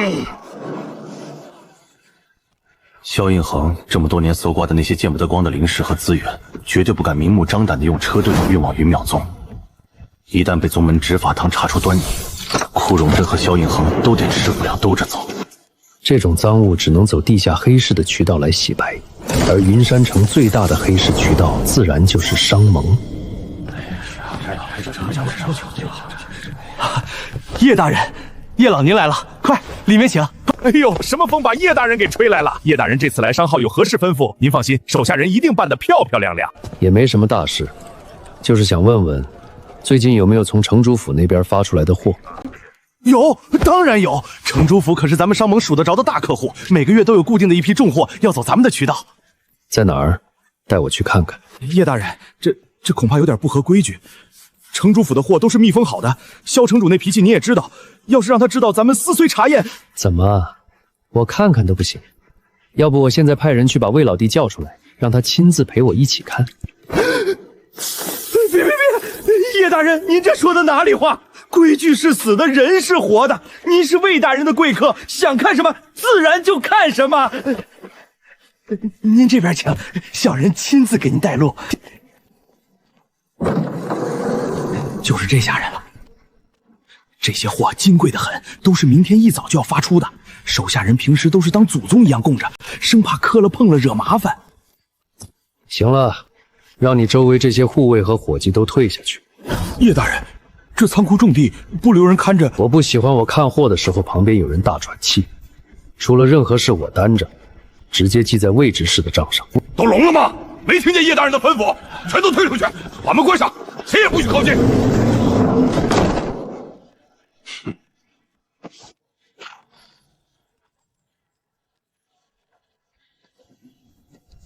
这萧应恒果然老谋深算，他不敢直接把贪墨的巨额赃款寄给云淼宗的枯荣针，否则一旦这批货在半路被其他长老或者执法堂截获，拔出萝卜带出泥，他们俩的脑袋都得搬家。先把货寄到风云阁，通过那里的黑市洗白一遍，再神不知鬼不觉地转入枯荣真血私库，这才是天衣无缝的销赃链。叶大人，您看完了，没什么问题吧？货不错，不过这批货的运送地址得改改。改地址？这可是城主府定死的路线。把发往风云阁的地址抹掉，直接改成发往云淼宗，接收人写枯荣针。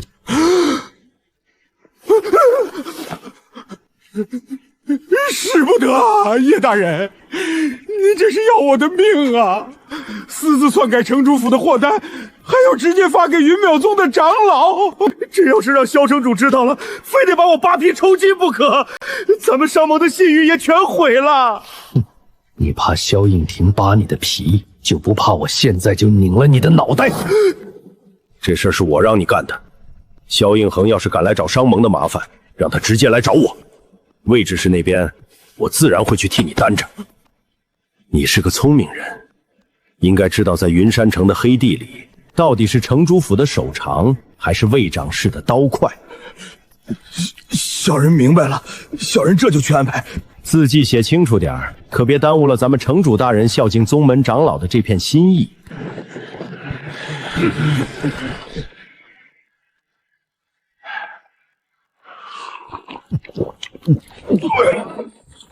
萧城主，你这破地方的茶喝着有点拉嗓子。杯子脆了，换一个便是。但若是桌子掀了，大家可就都没得喝了。涂大当家，你说是不是这个理？哼，少跟我在这儿咬文嚼字，老子是个粗人，听不懂你们关城上那套弯弯绕绕。我只知道，咱们两家平时在云山城里，你管你的白道，我收我的黑钱，底下人抢几条街，死伤3、5个兄弟，那叫势均力敌的小打小闹。我涂鸦从没找你要过说法，但这半个月，我黑牙帮在城南和城东的几个堂口接连被端，死了几10个精锐，而且伤口全是城主府治世连弩造成的贯穿伤。萧应恒，你今天要是给不出一个让我满意的交代，老子外面兄弟手里的刀可就不长眼了。城主府根本没有大规模清剿黑羊的计划，那些弩箭袭击绝不是他下的令，这背后明显是有人在暗中做局，故意用城主府的兵器去杀黑牙帮的人。好把这趟水彻底搅浑。涂鸦兄弟，今天邀请你过来，就是想聊一聊前几天发生的事情。我手下的卫兵没有管教好，伤了你的人，我先在这里给你赔罪。啊，赔罪？萧应恒，你是不是觉得我涂鸦脑子里装的都是豆腐渣？几十条人命，你一句轻飘飘的道歉就想打发了？你当是在菜市场买白菜呢？既然城主大人真觉得错了，想拿诚意出来，那好办，让你外面那些兵现在就扒我脖子，死10个卫兵，换我1个兄弟的命。只要你点个头，让地上溅点血，今天这赔罪我涂鸦就认了，这事儿就算翻篇儿。涂兄，火气别这么大，人死不能复生，打打杀杀解决不了根本问题，只会让躲在暗处看戏的人捡了便宜。难道涂兄就没想过，为什么偏偏在这个节骨眼上，你我双方的手下会突然爆发这么大的冲突？你就这么确定那些拿着连弩杀人的，就一定是我萧某派去的？少拿这套挑拨离间的话来忽悠我。在云山城，除了你城主府，谁还能弄到那么多精铁连弩？我不管是谁在背后搞鬼，我只看结果。结果就是你们城主府的刀砍到了我黑牙帮的脖子上，这笔账我只能找你算。他油盐不进，知道今天如果不割一块足够大的肉出来，这条贪婪的恶狗是绝对不会松口的。涂鸦兄是否还记得当初百草阁那件事？百草阁都是陈芝麻烂谷子的事情了。当初是你说杀了百草阁那对夫妻，百草阁就能归我们掌控，结果还让顾婉芬那个小丫头扛起来了。你们城主府跟百草阁有婚约，早晚都能掌控百草阁，我黑牙帮可没有。到头来脏活累活都是我们干，结果好处却是你们城主府独占。当年的事情确实是他失算了，本以为万无一失，谁能想到那个黄毛丫头竟然硬生生撑住了局面，而且死活不肯履行那纸婚约。屠兄此言差矣，当初事出意外，并非我萧某人刻意隐瞒好处。顾婉舟那丫头确实有些手段，但她撑不了多久了。百草阁最近不仅断了药材供应，还惹上了一些不该惹的麻烦。只要我们再次联手，彻底封死他的退路，顾婉舟除了低头别无选择。联手？萧应恒，你当我是要饭的吗？等你把顾婉中娶进门，百草阁成了你儿子的产业，我黑牙帮连口汤都喝不上。这种给人做嫁衣的蠢事儿，老子绝不会干第2次。我既然今天坐在这里跟你谈，自然的不会让兄弟白忙活。过往的恩怨，咱们暂且搁置。今后只要彻底掌控了百草阁一半的掌控权，还有未来所有的利润，我萧某人愿意拿出一半，让给。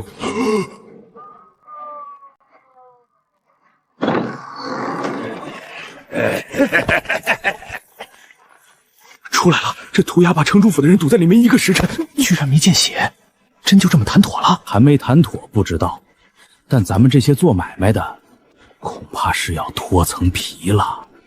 城主府令，即日起，云山城内所有商铺、坊市、交易行商税一律提升2成，违令者封铺拿人。2成？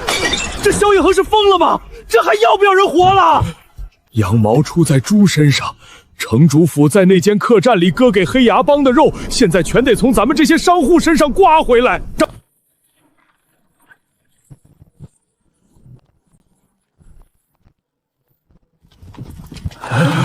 萧公子，您这是瞎了狗眼！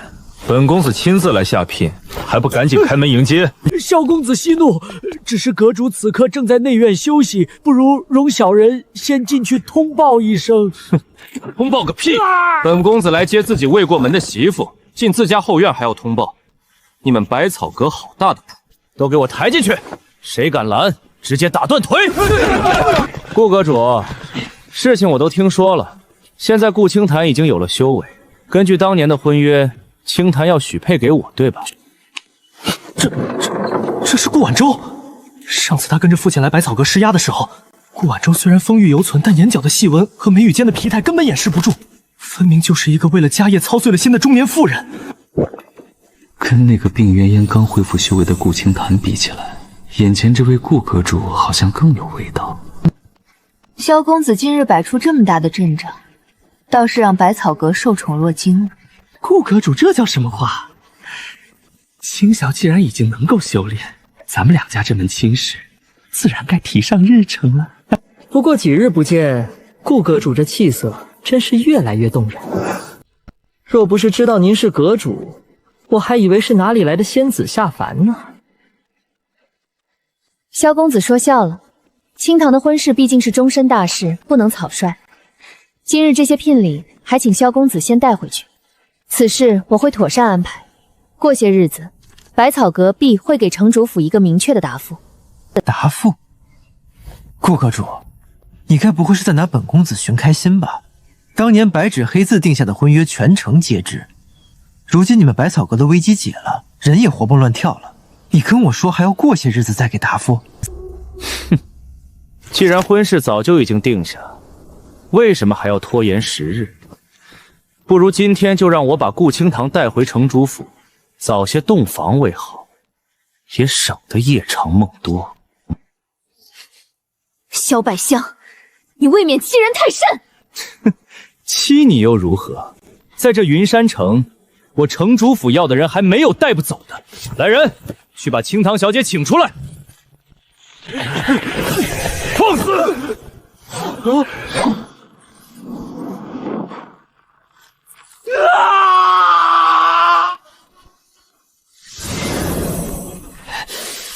你个混账混东西！你敢偷袭我，给我杀了他，把他给我剁碎了喂狗！我爹是城主，你信不信我今天就让人平了这百草阁，把你们全都……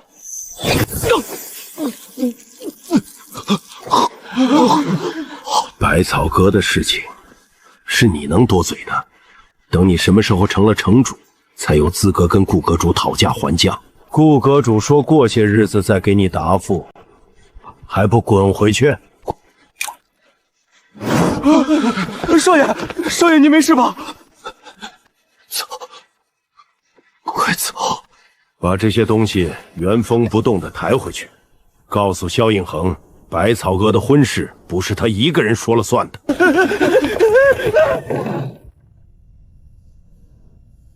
顾阁主，没被刚才那条疯狗吓到吧？我没事，幸好你今天来得及时，不然非得被萧反生这个狗皮膏药粘住，百草阁的脸面怕是也要被他折腾尽了。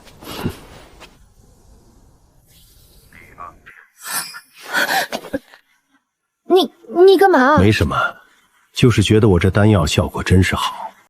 顾阁主吃下后，现在也如少女一般动人。执掌百草阁这么多年，见惯了各种场面话，可什么时候被人这么当面且直白的调戏过？别开玩笑了，我哪有这么漂亮？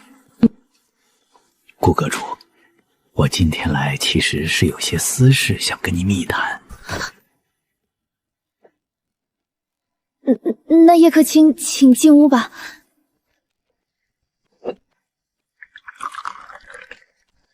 叶客卿，请用茶。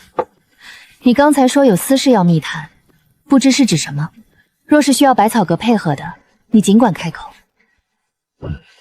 顾阁主，我想跟百草阁合作，玩一把大的。玩一把大的？叶客卿，你现在已经是我们百草阁的首席客卿了。你手里的那些高品丹药也都由我们独家代晒，我们双方本就是最紧密的合作身份。难道叶客卿对现在的分成比例或者权限有什么不满意？客卿终究只是客卿，拿的不过是死分成。我要的不仅仅是客卿这个头衔。那叶长生，你想要什么？我要让百草阁成为我叶长生的资产之一。你把百草阁变成他的资产，这等于是在要百草阁的半条命。顾阁主先别急着拒绝，作为交换，我可以带领百草阁将你们现在的势力版图扩大到今天的1000倍、100倍。1000倍？叶可卿，你可知自己在说什么？重活这一世，他太清楚修仙界的底层逻辑了。就算3年后他修为恢复，单枪匹马回到云淼宗，顶多也就当个大点的炮灰。想要真正翻盘，把那些高高在上的仇人踩在脚下，手里没钱没势怎么行？这3年，他必须需把云山城打造成自己铁打的基本盘，而百草阁就是最好的起跳盘。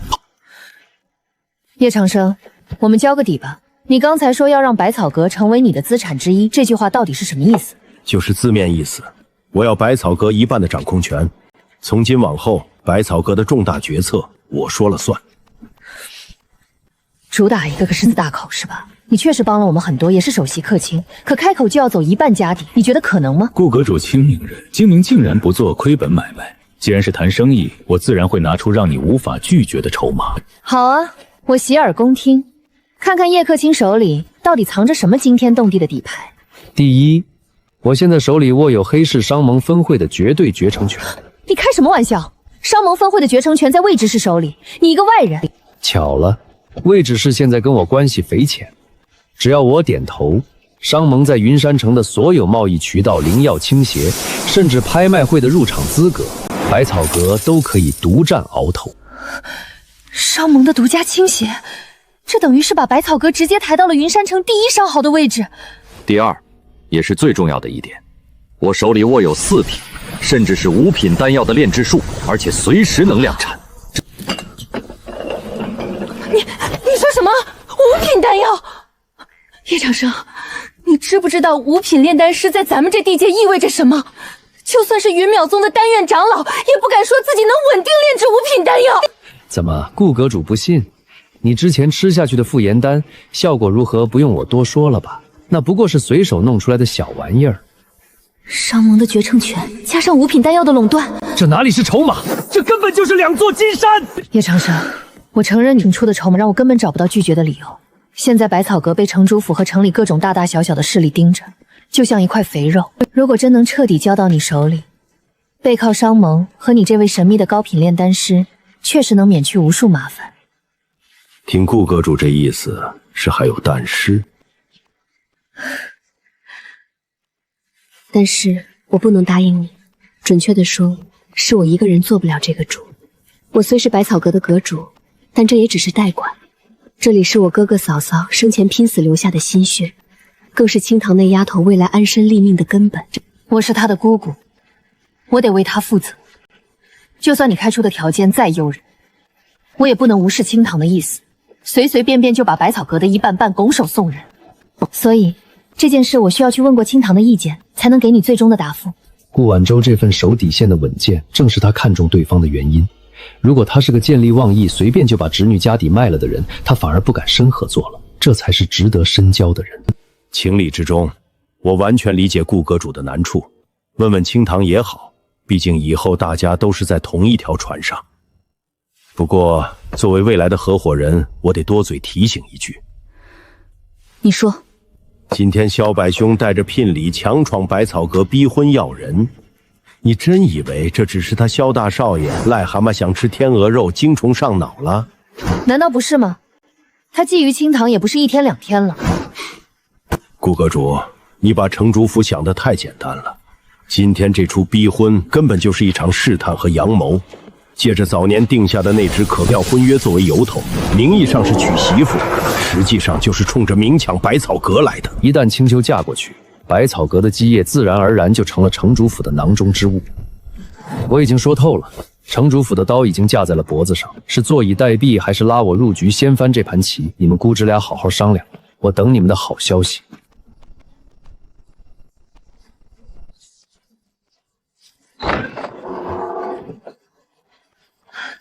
姑姑，这么晚了还没歇息？清堂，别忙了，姑姑有件很重要的事要跟你商量。是白天城主府来闹事的情况吗？我听下人说了，萧复生带人抬着聘礼堵门，后来是被叶长生给打跑的。是啊，多亏了叶长生今天正好在场，他手段狠辣，直接压得萧百忠跪地求饶，聘礼都没敢带走就跑了。但打跑了一个萧衍，城主府不会善罢甘休的。叶长生今天跟我透了底，城主府那边恐怕已经知道你恢复修为的事了。他们果然还是盯上百草阁了，借着婚约发难，名正言顺地吞并我们，倒是好算计。所以，叶长生今天向我提出了一个条件。条件？他想要什么？他展现了五品炼丹术，要求商盟抉择权，以及百草阁一半的掌控权。他太了解自己这个侄女了，外冷内热，骨子里倔强的要命。这百草阁是他父母留下的唯一念想，现在突然冒出个人开口就要走一半的家底，还要凌驾于阁主之上。我要百草阁一半的掌控权，重大决策我说了算。清堂，姑姑知道这很难抉择，这毕竟是你爹娘的心血，所以姑姑没敢直接答应他，特意来问问你的意思。如果你不愿意，姑姑就算拼了这条命。叶长生想要百草吗？给他吧，姑姑。本准备了一肚子安慰和劝说的话，甚至连侄女发脾气掀桌子的预案都做好了，结果这丫头连半秒钟的迟疑都没有，就差把百草阁的房契直接拍人家脸上了。丫头，你没发烧吧？姑姑，我清醒得很。清醒？清醒你能一句话把百草阁一半的家底送出去？这可是你爹娘拿命拼下来的心血。你以前防那些管事跟防贼一样，今天怎么对叶长生这么大方？难道你这丫头竟然这么信任他？不是大方，是别无选择。姑姑，别看我现在答应的痛快，其实我心里明镜似的。就算我们死死攥着不给叶长生，百草阁这块肥肉，城主府那帮人也会找机会吞并。萧百香今天敢带着聘礼来堵门，明天城主府就敢随便安个罪名查封我们的库房。真到了那一步，爹娘的心血才是彻底毁于一半。可是没什么可是的，被城主府拿走那是肉包子打狗，但将百草阁给叶长生，我完全可以放心。所以听说他有意掌控百草阁的时候，我其实稍稍安心了些。突然觉得他看事情比自己这个当阁主的还要透彻。客卿说白了就是临时合作，哪天他不高兴了，或者有更好的去处了，拍拍屁股走人。他连个挽留的借口都没有，他总不能以私人身份跑去找他吧？那算怎么回事？但如果百草阁成了叶长生的东西，情况就完全不一样了。百草阁在他在，名正言顺，保持联系。清堂，你该不会是看上那家伙了吧？姑姑，你别胡说，我只是为了百草阁的未来考虑，纯粹的利益交换而已。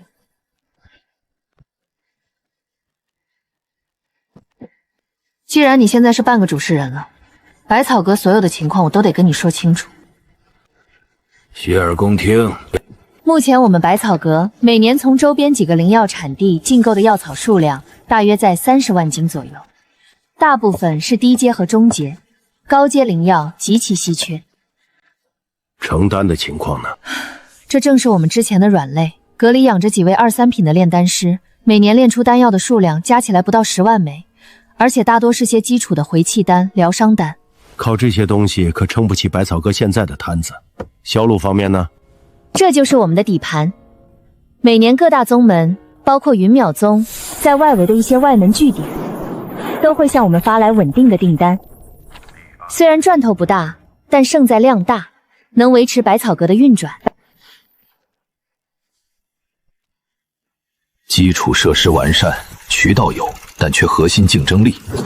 注入高品丹药，联动商盟资源，体量翻倍。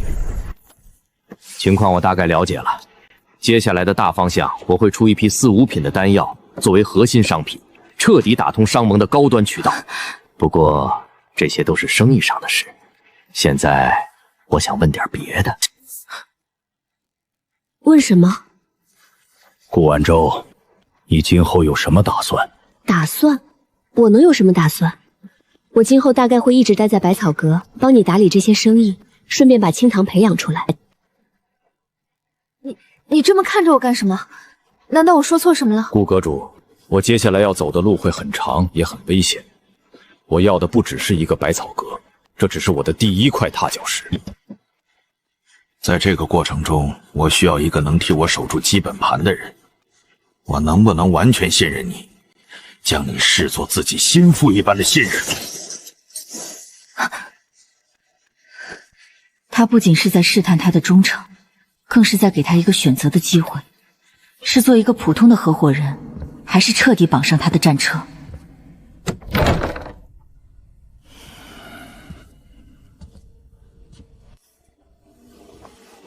把我自己交给你的话，是否能表明我的诚意？他刚才那番话主打一个敲打和试探，他就是想看看这位平时精明稳健的美女阁主到底有没有一丝不易彻底跟他绑定在一根绳上的觉悟。可谁成想，顾晚舟平时看着端庄大气，遇到事不轻易下注，一旦决定下注，主打一个离谱，这叫表明诚意，这叫直接掀桌子梭哈。其实也不用到这种程度。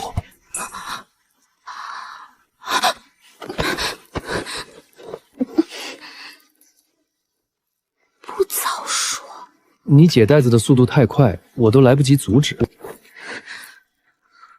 叶克钦现在满意了，我的底牌可是全亮给你看了。你以后要是敢坑我，我做鬼都不放过你。既然话说开了，那我们就谈谈正事。今后百草阁阁主的位置，你要交出来。交出来？交给谁？给清堂来做。好，我明白了。他以为自己刚才那般毫无保留的表态能让叶长生将他视为最亲近的依靠，可到头来，在他心里终究还是清堂更重要一些吗？清堂那么年轻，气质又好，天赋也不错，谁会不喜欢呢？长辈，年纪摆在那里。叶克钦打算什么时候让清堂来接替我的阁主位置？目前还不行，清堂还需要历练，百草阁现在的摊子还得你先撑着。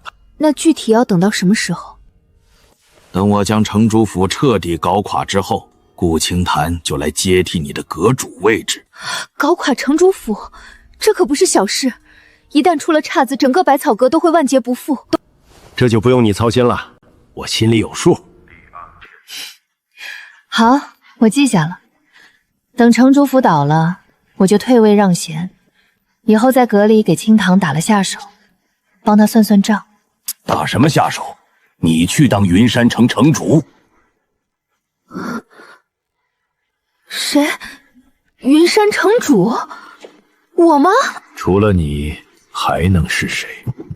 不行不行，这怎么行？城主之位干系重大，那是要统领整个云山城各方势力的。清堂不行，以顾清堂的心性，撑死也就是管理一个百草阁。他太年轻，做事容易感情用事，压不住城里那些牛鬼蛇神。真要把云山城交给他，不用3天就得被人架空。在这个城里，我能完全信任的，而且还有能力管理整个云山城的，你是唯一人选。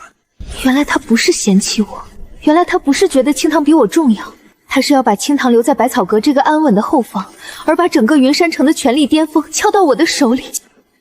这不仅仅是权力的细语，更是毫无保留的信任和托付。